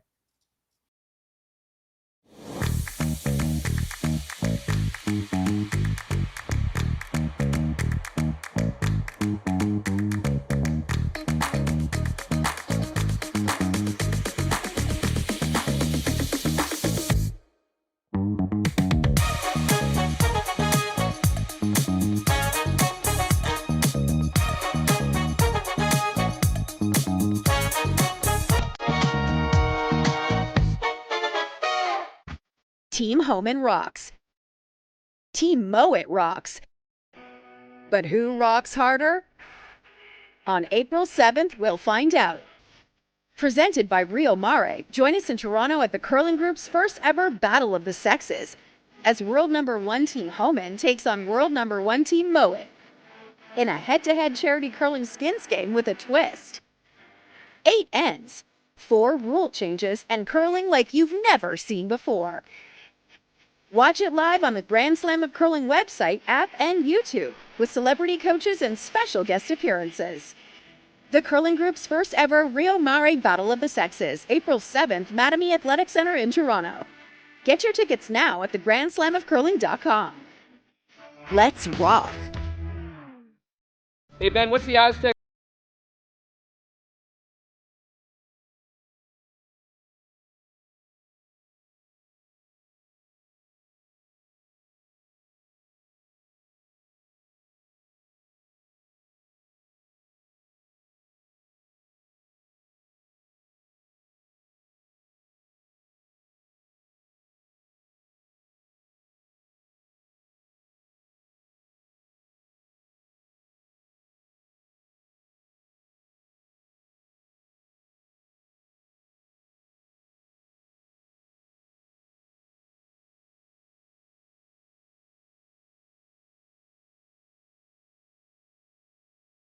Welcome to the RockShop.net, the official store for the Grand Slam of Curling. Whether you're looking for the best hats, stylish clothing, fun toys, or unique accessories, the Rock Shop has it all. Shop online anytime at therockshop.net for exclusive Grand Slam of Curling gear, or come see us in person at your next event. TheRockShop.net, where fans find their favorite curling gear. You know, they're And welcome back here to Swift Current. It's a Speedy Creek shootout, and they are shooting it out here. It's 4-4. That's the score. It's fantastic. McDonald has the hammer. We're all tied up, and we're so happy you're with us here. If you haven't done it yet, do us a favor. Smash that like button. Subscribe to Curling Zone. It costs you nothing. Helps us out a whole bunch. And Jimmer, we've been treated. Yeah, it's been an interesting game. Jordon McDonald certainly has played very well in this game, and it's been a lot of good shots. It's just Mooibroek just hasn't really mounted any offense since really his first game when he got his couple, but he's had to make draws against a bunch in a lot of ends. So, oh yeah, he's bailed out his squad a couple times with his stones. Yeah, and 2 hammers left here. We'll see how it works out. Yeah, the goal for McDonald here obviously would have scored 2 or blank. It's hard to start an end now with the intention of blanking. It's just really difficult to do if the other team doesn't want to do it too. So, which happens. Oh, for sure, the 5 rock rule has indeed changed everything. Yeah. So replay on the shot. We'll come around tap. Not going to quite get it out, but it's a good shot just the same.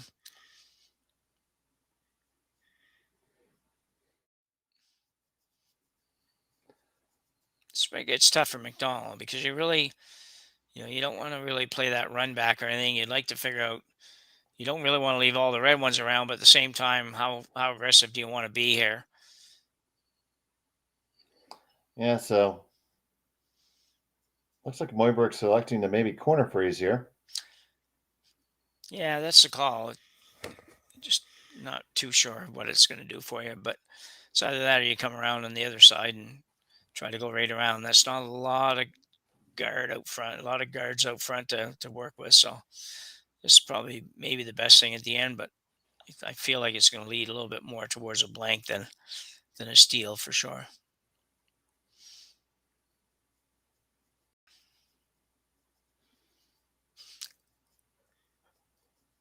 Yeah, if you're Sam Mooibroek, the unacceptable outcome is a blank here.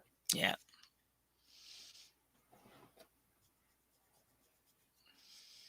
He just kisses off and skitters on to the back 12. 1 and 2 for Jordon McDonald. Big opportunity now, Jim. Yeah, it is, and it's a chance to sit 3, and that one sole guard out front is a concern. And here's where you're going to make a decision. I don't think if you're Jordon McDonald, or I do think if you're Jordon McDonald, whether you're actually going to try to score more than 1, or if you actually want to blank. Because I think by playing this shot, you're it's just too many rocks now to get a blank. So I think he's going to have to go hard first too, especially assuming Samogalski stays on this shot.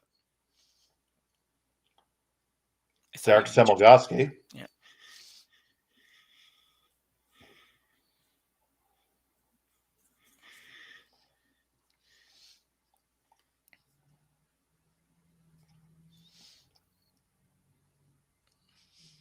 And good sweep there. They lie 3. Yeah, not Jordan. Sam's got a dilemma right now. He really doesn't want to end up with a blank end, so you don't really want to do anything that would take you towards that. I think I like the in-turn come around. Go a little bit deep so the slash is not there. He's looking out-turn, hit and roll. It's just tough. That's going to be a tough shot to manage. Yeah.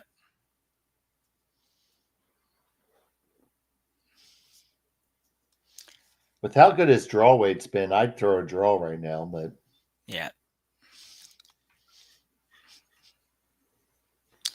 We are still pretty early in the end, so I get that, but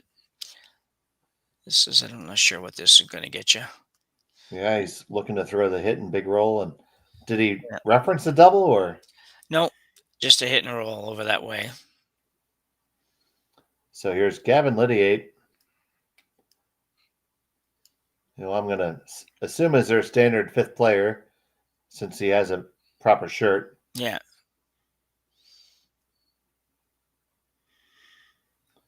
Just right in the beak.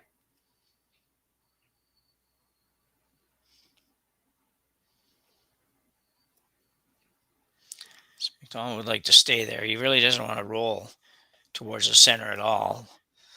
Give Mooibroek a chance to make a little hit and roll or a freeze or something in there if he rolled behind the guards, but he'd also be the back of the 4-foot, which wouldn't be a great place for him to be.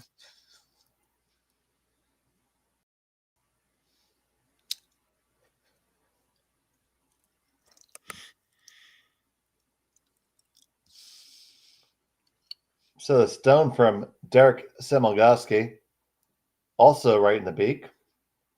Now the angle's a little bit better now for Mooibroek. Yeah. The double's there if he wants it. I just don't know if you want it. I think it's going to be an accident if it happens. I think it's really try to hit and roll behind the guards, and if it goes a little further than that, hit and roll on top of the red. But I don't think it's a real flat out go for the double kind of a shot. At least I don't believe it is. But he does have no ice basically, so he's looking to have it hit right where the broom is, but not throwing a lot of weight. That's relatively quiet weight, and they're carving it right off the bat. So this must look a little nosy. They're going to get a skosh of a roll. Yeah. And that's all. Jordan will probably try to roll back, yeah. And a little bit too far. You're never going to be able to snag that one in the back too. That'd be a neat bonus. Yeah. But just make this hit. Will Dallas Burgess.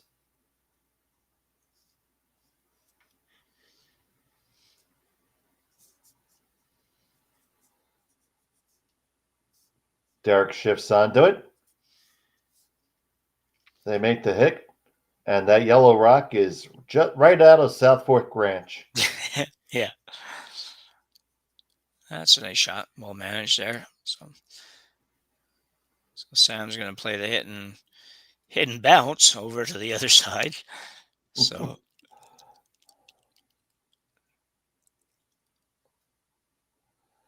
it's a tougher double now. So I think it's, you got to be thinking definitely to roll. Yeah.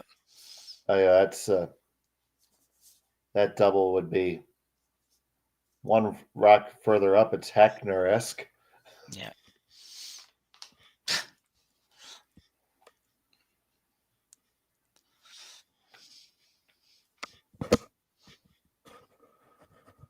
So here's Whitby's.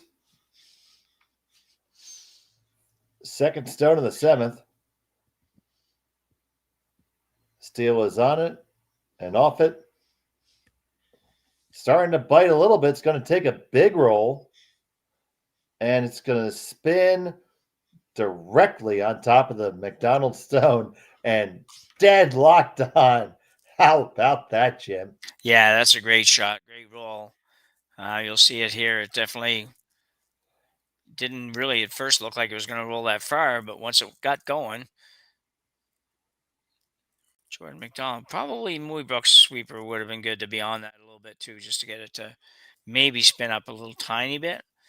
Pretty easy double to sit 2 here.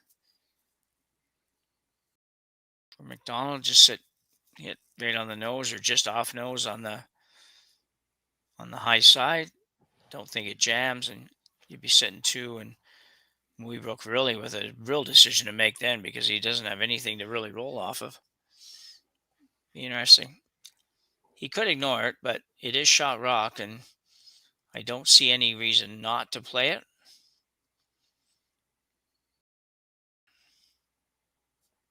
And certainly a good time for Dallas to come down and discuss it with the skipper. Yeah, for sure. Yeah, you got 2 ends to go. This is the most key part of the game so far. So they've been playing fairly briskly. Yeah.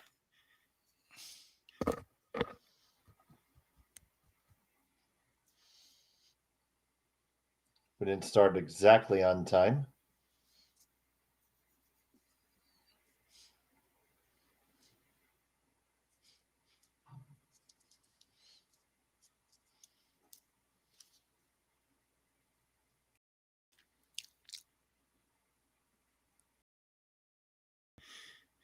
So, Dallas Burgess is final of 7th.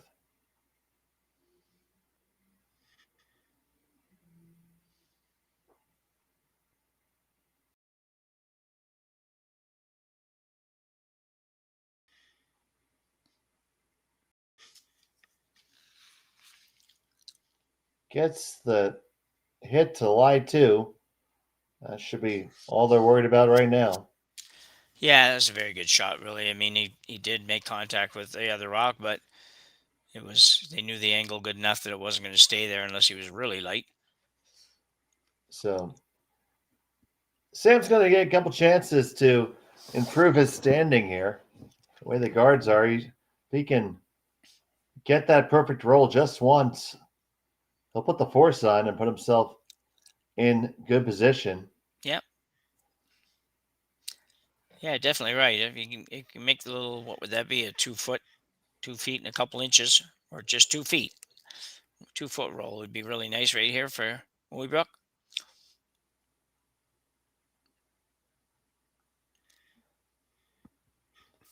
His first to 2. Must be close. We're back and forth. We're going each direction right now. That's not bad. It's going to get the hit. Will it get enough roll? Sweep it a little bit more? That's not bad. No, not bad at all. Could have been just that little tiny bit better, but still, that's pretty darn good. You can see here, you know it's close when the sweepers, you got one guy on for a few strokes, then the other guy, and then nobody. And at the tail end, they did try to carve this. They just needed to get a little tiny bit more out of it. Those are pretty hard to call. Much better than that, though, to be honest. Well done.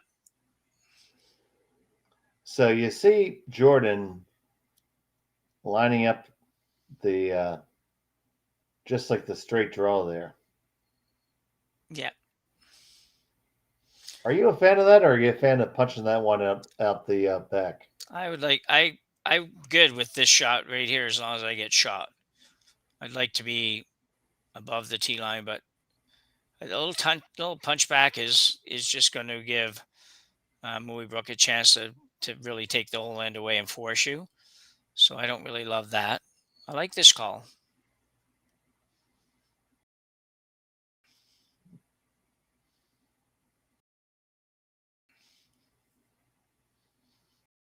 Getting the ice figured out right where he wants it. Yeah, what you can't do here is end up coming up a couple feet short and setting up a possible double or something like that.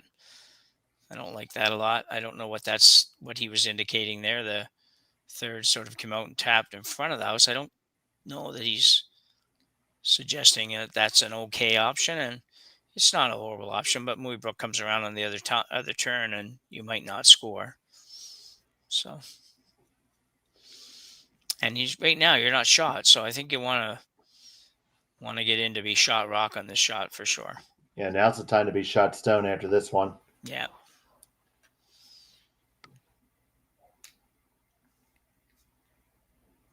So here's Jordon McDonald.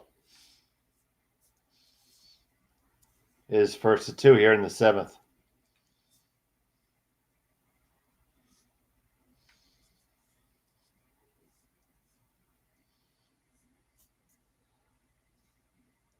They're working it hard to drag it. It's going to have enough room past the guard. It's all about the legs now.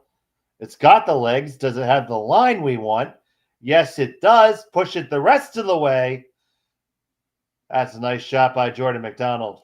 Yeah, that's a very, very nice shot. Jordan's just had a good game here. He's playing very well tonight. And we'll see, watching this one, the guys are just on it pretty much all the way at some level of power there. And nice finish.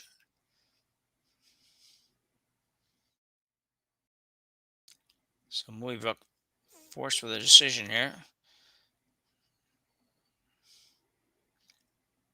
Well, and essentially he's going to play the draw, it appears. Yeah, I think so. He probably has enough room to play the pick on the red, but and they pick back your yellow, you give up 2. Yeah, exactly. Yeah, and if McDonald can get to your yellow, which I think he could with just back 8 foot, then you're going to give up a couple. Yeah. So he's going to put on his big skip pants and throw the draw. Now the tolerance is here you want to be just shot as high as possible. Yeah, exactly. So just the front of that stone in the middle of that S3. And you know what, Dave? I mean, if he ends up not being shot stone and just almost biting the button, that's fine too. Yeah, that's going to be fine too, I think. Yeah. As long as it's got some curl, it can't be, too much on the outside there. But so here's Mooibroek, his final, the 7th.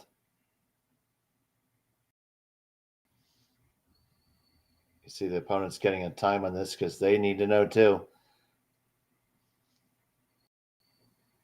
I got to go hard. Got to get this one by. Steele and Lydiate. They're going to get it by. Where does it go for length? Don't think that's far enough, Jim. No, it's no, it would have been good to go a little bit further for sure. It stops the possibility of this little tap back for 2. So tap back, or if you were inclined, you could throw the cold draw to the 4 foot on the other side. You could, yeah. The tap's probably a skosh easier, but he's going to consider both of them. Because you don't see an awful lot of that red. You'll see exactly how much from the other side. Yeah, it's, I probably would think hard about doing the intern, as long as if I came to my own, I was going to sit 2, and I think you are. But you got to know you are. If you're not sure, then you got to go out, turn around, and try to get full 4 foot.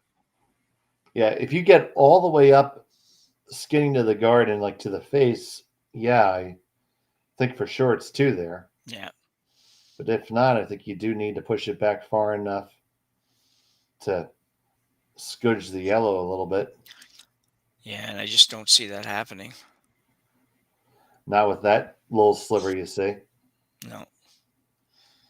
I mean, after all that discussion, which I just said, I think I just sold myself on throwing the out turn. Yeah. Well, I can easily see that.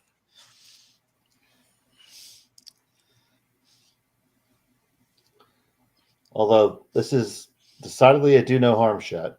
No. No, and I think you probably, as long as you get into the 4-foot there and don't bounce off your rock that's there at all, then you're probably going to get 2. I think it looks to me like you're probably going to sit 2 so long as you get just to it. Jordon McDonald hits final stone of end number 7. He sits 1. He's trying to put a second one on the board to take a 2-point lead coming home. Olsen and Semilgoski on the brush. They got to drag it there to get there. They got the line. They need every ounce of weight. Every ounce, guys. Heads down, and that's not going to get there. No. A single point for Jordon McDonald. It's going to be Mooibroek with the hammer in 8 when we come back right to this. We asked Saskatchewan what they know about 5G. More speed, more innovation. It's going to make our lives a whole heck of a lot easier. This is what 5G looks like. Better, faster. Sounds like one more G. Sounds pretty good. I don't know what it means.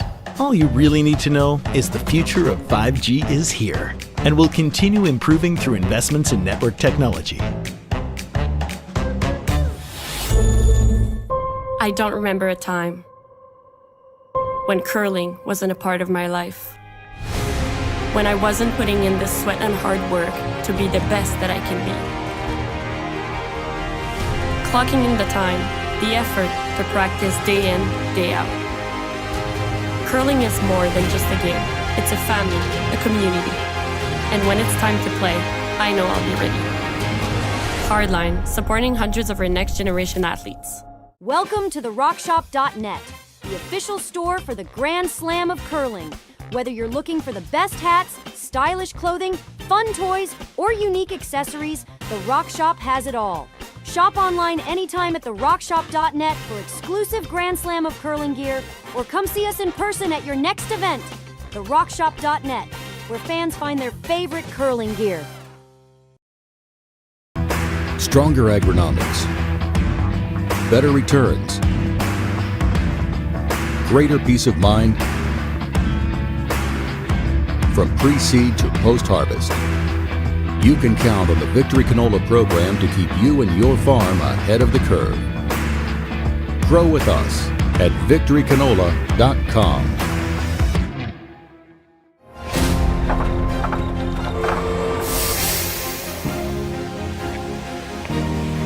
I have an idea.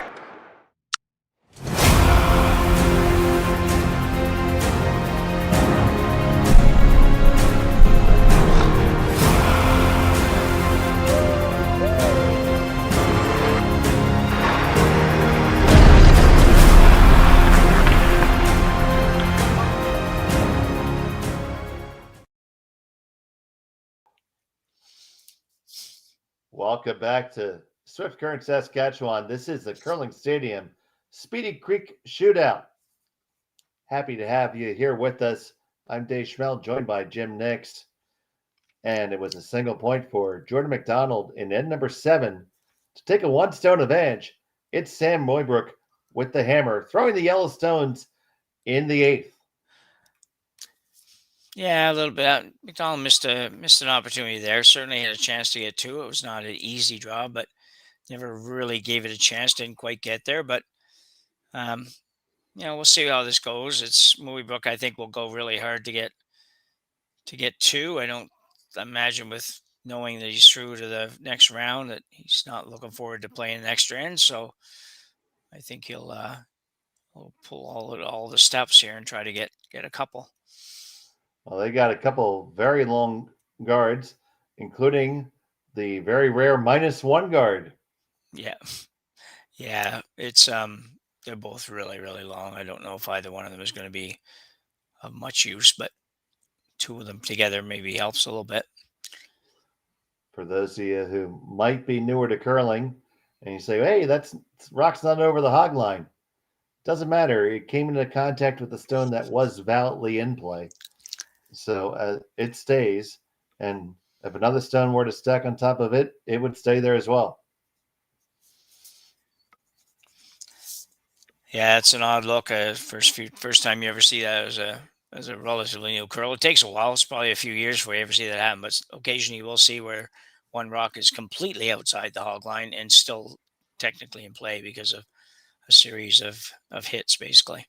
Yeah, I played an event once where we ended up almost 2 full stones in front. Oh, really? Yeah.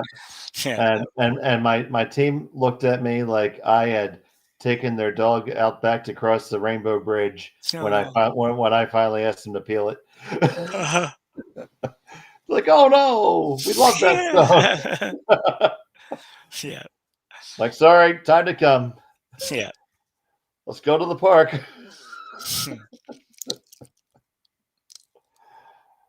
We're going to play a peel here.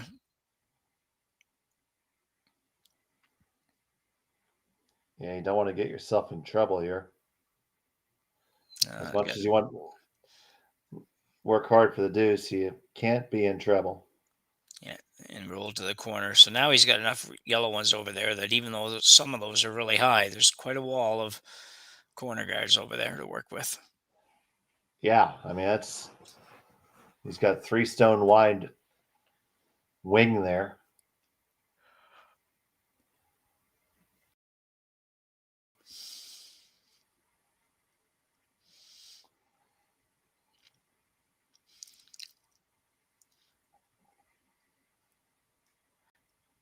I'll probably go pretty hard to steal one here too if he can possibly set something up. Again, knowing he has to win to have any chance. We do have some updates here we'll give you in a minute. Well, I'm always in the mood for a good update, Jim. Yeah. We'll let him throw the shot, then we'll bring them up to speed here. Some significant developments. I will turn to my significant development page.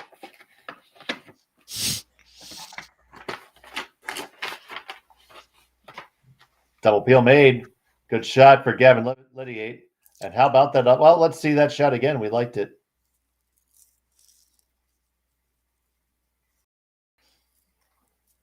Nice smooth delivery, and we're going to get to see all of it because Connor's going to get his quarter's worth out of the replay machine. Yeah, and a pretty good setup now for Mooibroek. But so I'll give you these really quickly. Lakehawk picks up 3 in the 7th, take an 8-5 lead over Wendling. Okay. Key development there. Ryan Kleider is losing 6-4 to Shoe, with Hammer playing the 8th. Sure. Lucas Klima scored a touchdown and another touchdown with a 2-point conversion with a 15-5 lead. It's over. Well, he's in then. Yeah, he'd be in. Bryden and Lee don't matter in some ways, but Bryden is leading 4-3 for those that are interested in knowing how he's doing. And Uder Goskins is ahead 7-5 with Hammer playing the 8th end over Maeda. So he's looking pretty good to at least do what he can do to get himself in. And what was the Team Laycock has the lead over Wendling. By 3, yeah. Wendling has Hammer in the 8th, but it trails by 3. All right, so that puts in for sure right now Dean, Kleider, Zhu, Klima, Mooibroek, and we have Libis, Goskins, and Laycock at 3 in the hunt.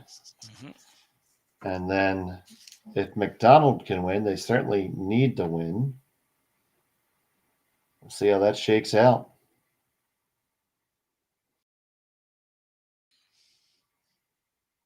Peel made it's wide open now.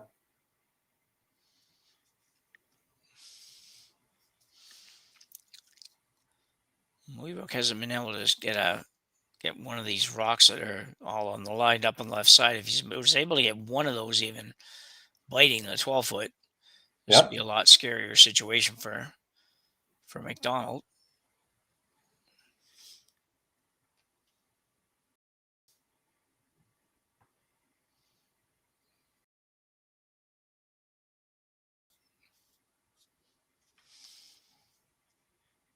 So the lowest draw shot of the teams with 3 wins right now is Wouter-Gozens.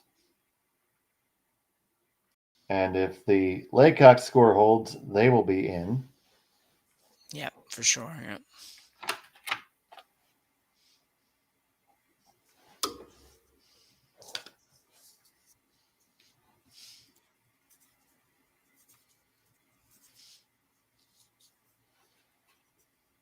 McDonald's wins, they're in.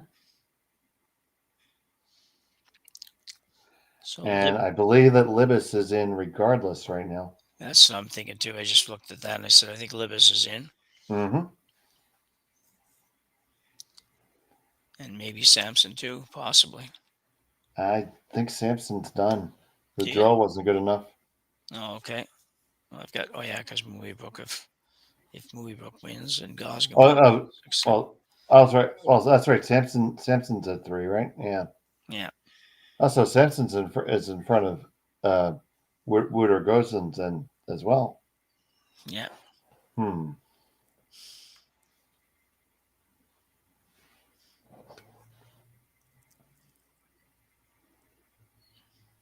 I think Wouter might be the number 8 team, actually. He might sneak in. That's my prediction right now. Till he blows a 2-point lead and gives up 3 in the 8th. Well, if McDonald wins, it's their spot to have. Oh, look at that. That's hard to believe. Looked like how did that get underneath there? He hit it so thin. If he hits another inch of it, he ends up with a rock in play, which is what he needs to kind of get his 2. So now with only 2 rocks each to come, getting 2 is getting very difficult.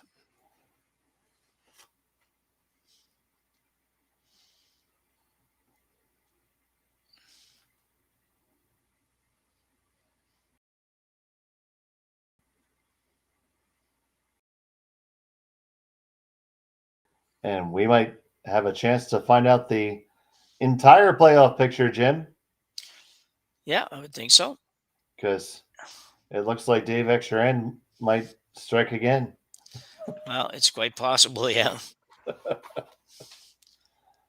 It's only 1:15 down here, so.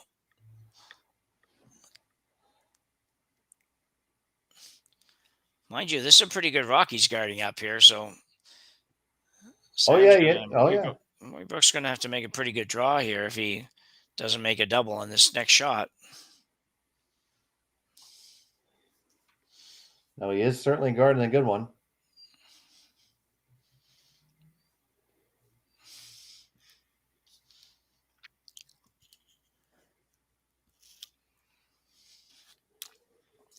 Well, that's perfect. I think Mooibroek might make a play at this. Do you think he's going to play the chase? He might. If he thinks he can get to half of that rock with hack weight or so, he might. He'd end up under cover. Yeah. And then it would be a choice for McDonald whether he wants to run it off or throw a better draw. Yeah. Worth a talk. And Lydia says, on the 5th, I don't get to play all the time. Let me talk, boss. I'm going right in. It's going all the way in. Look at what happens here, and this is what they almost did a minute ago. If they do peel that center guard and roll over and tap the yellow in, then he sets up a possible 2. But, assuming that McDonald throws the exact same shot he just threw, how do you get your 2 is the question. So, it's a dilemma. I don't know. It's ultimately, what do you want your last shot to be? Yeah, I don't know if I love this freeze. I don't really. You're planning on him not making much because you don't have a lot. You have the in-off probably on the one on it's almost on the rings for your last shot. Oh, no, you don't even have that. When you look at the long view, it's not there. So I think you got to move this. If you're going to play this, you got to move it. and plan on being shot rock when you're done somewhere. Behind a guard, preferably. Oh, you want that too. You just want everything. I know. I think it's there though, but we don't have the. It's hard to say for sure. I'm not sitting in the hack looking at it, but it looks to me that he should be able to see probably a third of that rock. So if he can throw be delicate, but if he can throw hack weight at this or close to hack weight to this, he might be able to move it far enough and make the roll to be buried behind the corner. Really hard though. Sam Mooibroek, his first of 2 here in the 8th. Huge rock.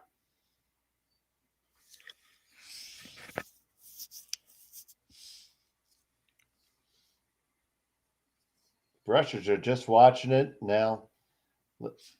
Letty H going to try to walk it over a touch. This is really close. Well, don't overcook it, guys. Don't overcook it. Move it. Oh. You're not shot stone. No, it does pose an interesting question though for McDonald. That is, if you go after it, there's probably a decent chance that Mooibroek scores as 1. If you guard, if you guard, yeah. If you guard, what does he have? Well, it's a good question. I don't think he has very much. He has to play the outturn draw and get the button, but he's going to play the hit on the yellow. Make sure that's probably makes the most sense, especially for him, because he's, if he removes this yellow one, he's going to an extra end probably, and will have hammer in the extra end. So the smart shot, I think, is to get rid of this yellow one.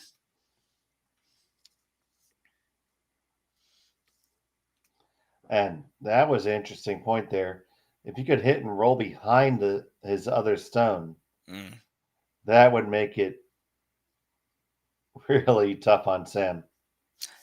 Yeah, it would make it tough in the sense that he wouldn't be able to come down on the in-turn and move that rock back. So the out-turn draw would still be the same. But yeah, to the pin. Yeah. I still don't know though. I think if he guards here, he wouldn't be that bad off. There's not really anywhere for Sam to come, although he might play the in off the red one that's below the S3 there. So anyway, he's throwing a hit, so absolutely nothing wrong with this call.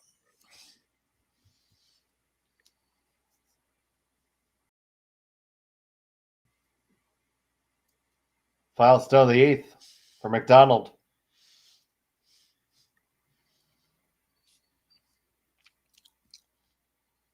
Back and forth, both guys on it. Probably pretty good. Going to get the hit now. Watch the roll. Watch the roll. Oh, he just gave a pocket delay in there too. So yeah, you could write Rawlings on it. It's a big old catcher's mitt. Yeah, I think you have to go out turn on this shot. You're not going to, but I think the in is fine. You think? Okay. Because you can hit the one on the left as we see it in the long shot, the right in the overhead. You hit that first on the inside, you're gonna chap off and get that guy off the pin. Now, yeah, if you get far enough to the inside, yeah, you better sure as heck make it. Yeah. I don't know. So here we go. Sam Mooibroek. I think what I don't like about this, Dave, I think gives you a little bit of a misleading sense of confidence on this shot. I think I'd rather throw the out turn, but that's me, and I don't even like out turn. So you go ahead and cover this one. It's the final stone of the 8th.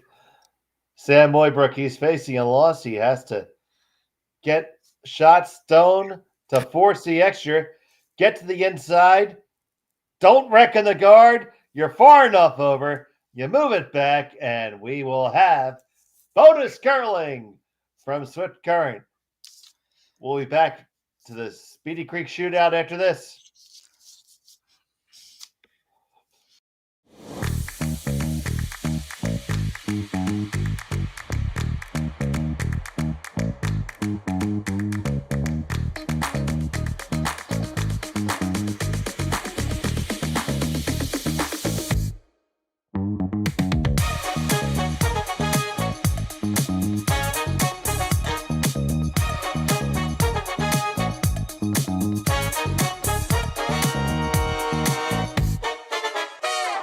Welcome to the rockshop.net, the official store for the Grand Slam of curling.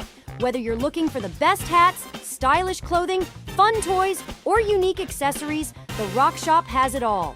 Shop online anytime at therockshop.net for exclusive Grand Slam of curling gear, or come see us in person at your next event. Therockshop.net, where fans find their favorite curling gear.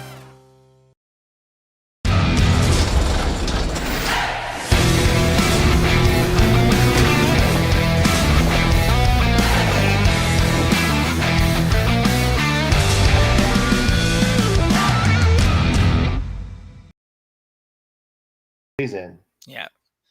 We've got, Kleider's game doesn't matter. He's losing 6-4. Yeah, who cares? Klima, we already talked And about. welcome back to Curling Stadium. Nope. We're here in Swift Current at the Speedy Creek Shootout. Extra end action underway between Sam Mooibroek and McDonald. And we were just going through the playoff scenarios. And Laycock did win his game over Wendling, so Laycock is in. Livis is in. Also in is Dean, Kleider, Zhu, Klima, and Mooibroek. So we're fighting over one spot here. And Gosgins did win. So he's at 3-2. Yeah. Yeah, I don't think we have anybody else to on here. Well, Mooibroek, if he wins, he's 4-1. He's in. Actually, if he loses, he probably knocks Gosgins out and McDonald gets in, I think.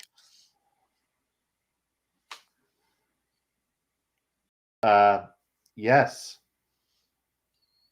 I'd agree with that. And if McDonald wins, I believe that gives Sampson a shot. Oh, does it? Okay.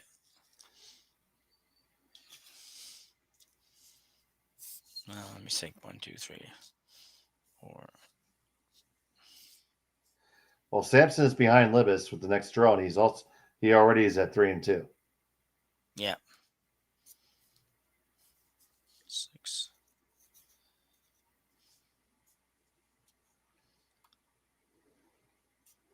So yeah. Gosgar's done his job, and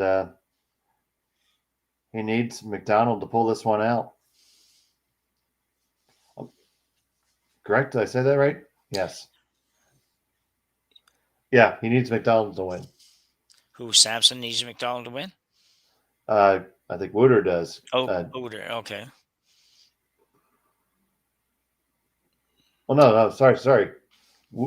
Is Wooder even in still? I'm not sure he is yet. If it depends. If McDonald wins, McDonald would be 6. Those would be 7. This is done with Laycock winning. Okay. Who's done? Okay. Close. Okay. Gosgins. Okay. All right. Well, so that's official. So it's pretty simple here then.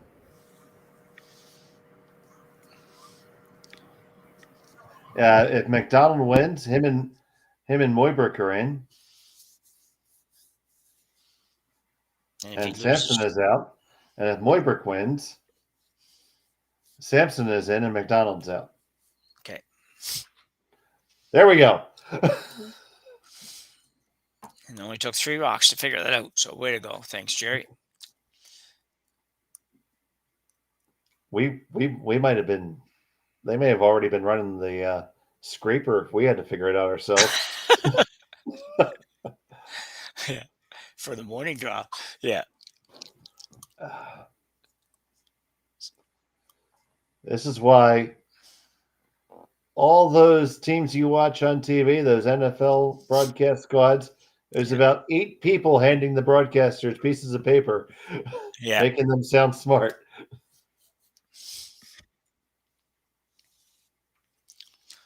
So McDonald with hammer here.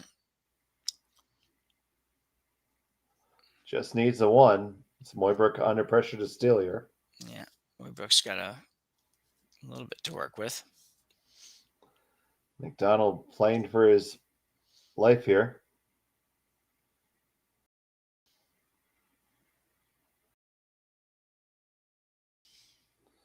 I see a couple members of Team Wendling behind the glass there. That's Nick Sanzali and their coach, Okay. Swiss Elm. Yeah, I didn't see that team. Where are they out of? They are curling out of Minnesota currently, out of Chaska. Right. One member originally from the Boston area, one from the North New Jersey area. Okay. 2 members from the Bucks County, Philadelphia area. So they're salted around. There's a nice shot for Mooibroek. And the skip is from the Promised Land. The Promised Land. Yeah, the Promised Land. Yeah, Minnesota, Wisconsin, Okay. where all the curlers come from. Oh, okay. Come from or move to, whatever. Or move to, right? Because that's where we have our training facilities. Ultimately, that's where you're going to end up. Yeah. See Team Kleider walking off the ice.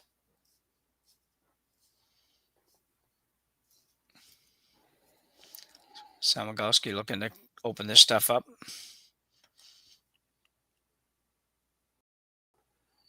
Something that he's been known to do. Oh, didn't quite get it. That is not the prescription. No, that's a significant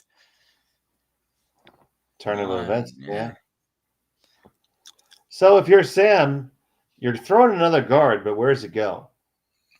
Going, I don't know, halfway between that rock and the hog line, straight ahead of the red one. High. So going to go high one more. Yeah. Or at least 2 more, maybe 2 more. I'm throwing it probably 2 or 3 more times. Yeah. Assuming they're going to keep peeling it, which I think they are. Not sure what all of this in there. Sometimes I wonder what the discussions are. Kind of bow. You have virtually no guards out there. You have 1 rock. You're going to need more than that. I know you worry sometimes the guy slides in a little too far and they make the double peel and it's all over, but you can't play the game that way.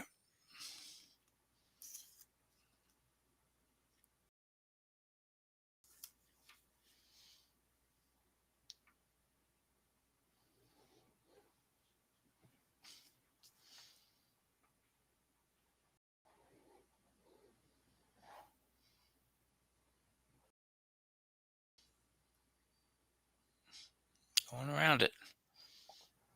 They are working their way around.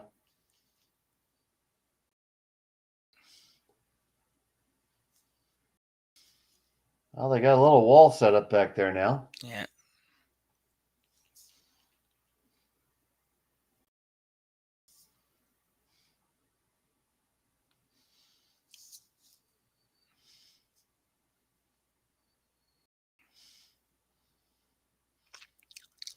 Probably debating whether or not to run it straight back or just straight peel.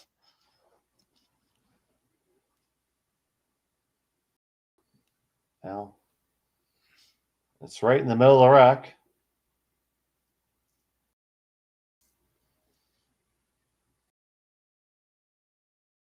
It is going to go back.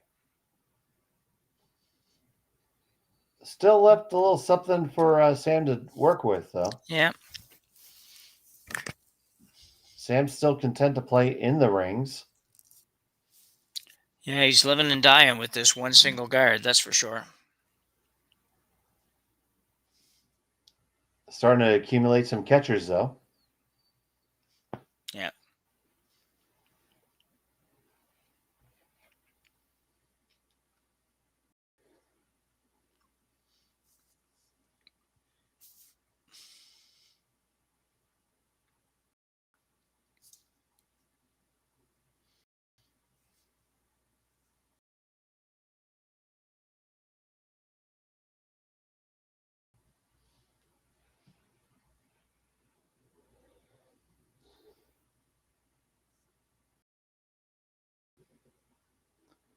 This one's going to just come up to the guard, slide past it, just wick it a little bit. You know what? I'm not so sure that's not a better outcome. I was sitting here thinking the same thing. I'm wondering if it's not so bad. Sam didn't look very happy with it, but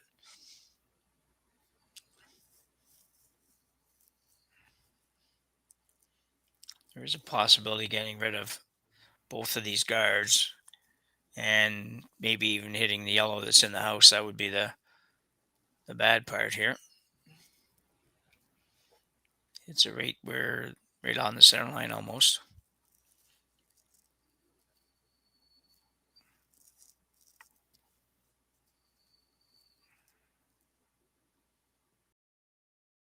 Like that. That's nice why rock there. Yeah, that's why you need that extra guard up there. See this again, just a really good shot, but we kind of called it, so it's sort of not a shock, but still a great throw. A little half a rock, and even left the red one. He wouldn't have been unhappy if it just hit anything back there, to be honest, so worked out pretty well.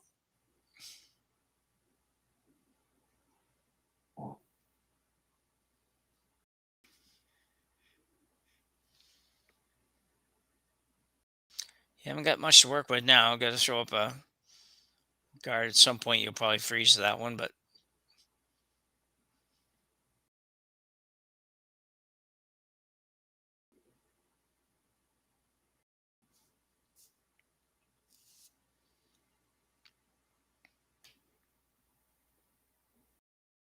So working this one to keep it going.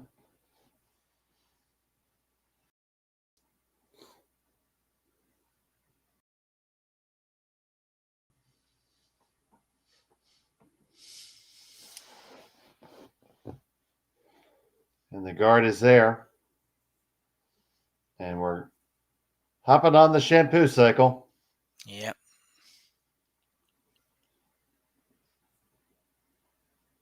Lather, rinse, and repeat. Let's do it once. Here's Dallas. Derek walks it down, and away it goes. So one more time for Mooibroek. Yeah, we'll rinse and repeat.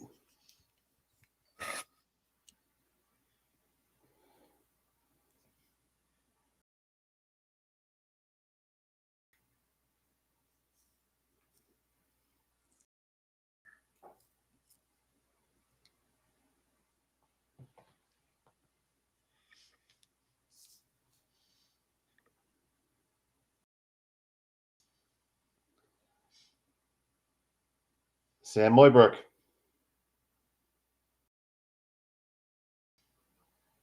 His first in the extra.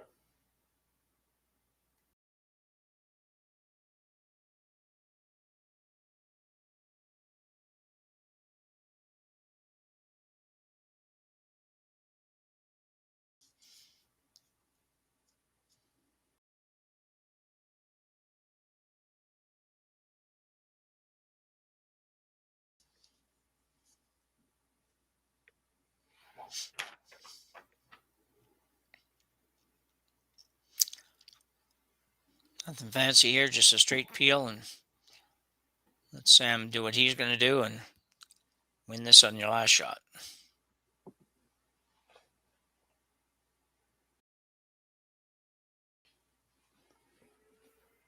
Keep the rock nice and clean. Go through your normal pre-shot routine. Don't rush anything.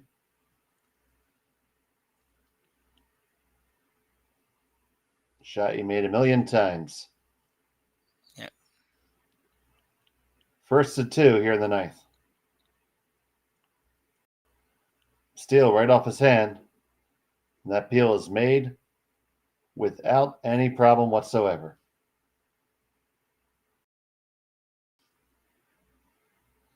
And now will be a freeze attempt for Mooibroek.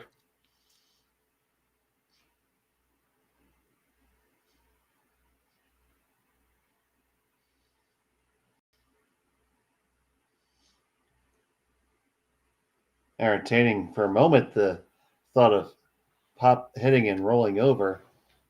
I can't see that, but One thing about it is that, you do have the kicker at the back, so it's not, if you freeze to it, McDonald doesn't have the luxury of just throwing a high hard one, hit a quarter rock, and have everything go out, because he's going to lose if that happens. But he would probably choose, depending on where you are, he'd either come right down to you, or he'd just play a straight nose hit and Yeah, end the so game that way. right with you mentioning that kicker there, so you want to freeze, and when you want to freeze dead nose, obviously. But if you're going to over curl a touch, you can't even do that because you have to be shot. Yeah, you got to be basically nose, I think, is where you've got to be here. Final stone for Mooibroek.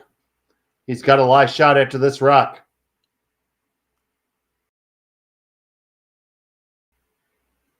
Line looks really, really close. Needs to come up a hair. Wait, it's grinding in. Can they weld it right on? Oh, they did that with an acetylene torch. Sam Mooibroek, what a shot. Yeah, I'll tell you, that you don't know how good that is. That was, absolutely as good as you can get. To get the ice that perfect, you'll see this come in again. I guess perfect would have been about 1 more inch of curl, but still, it just comes in, and sweepers just manage it perfectly. They've got to get shot rock. They have to make sure they're shot without moving that very much. And he sure did a nice job. Now, big shot from McDonald. Basically throwing some weight. Hit it right on the nose. And if you can do that, they'll probably go. You'll probably win this. But boy, you don't have a lot of room throwing this kind of weight, which I think is going to be a fairly big weight. You just miss it by an inch and you're going to roll out. Jordon McDonald, his final stone, event number 9. Semmelgoski picks it up right out of his hand. He's facing a loss. Got to score 1 to win. Hits it on the nose and clears it far enough, and that is good for the win, and it will catapult them into the playoffs. Yeah. Good shot by Jordon McDonald, and it will be a 6-5 final. Yeah, you're going to see this again. And Jordan, knowing he has to hit it basically on the nose, right on the nose, and had a little tiny bit of wiggle room and really made it look a lot easier than I think this particular shot was. So sweeper getting ready to go and moved it far enough. So great shot. So our playoff field is set, and the quarterfinals will be tomorrow. Teams in the playoffs are Dean, Kleider, Zhu, Klima, Mooibroek, Libis, Laycock, and McDonald. Those 8 will move on to play on Sunday. Or if you're in the East, later today. Thank you. But thank you so much, everybody, for joining us and being with us all day. We'll see you tomorrow here on Curling Stadium. So for Jim Nix, Connor Sims, Jerry and Cailey, I'm Dave Schmel. Thank you so much for watching. Have a great night. From Swift Current, good evening. We asked Saskatchewan what they know about 5G. More speed, more innovation. It's going to make our lives a whole heck of a lot easier.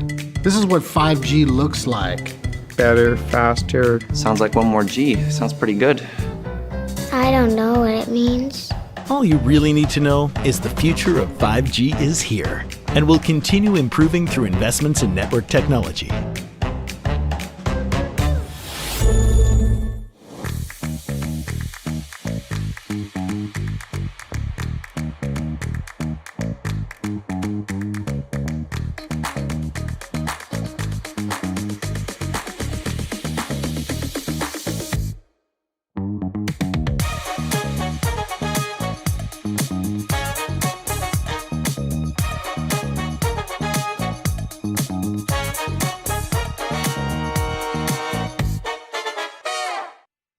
Handcrafted in Canada, Hardlines Ice Pad has revolutionized curling for over a decade. Engineered with top-tier precision and durability, it is backed by an unmatched 10-year warranty. Designed for curlers at all levels to sweep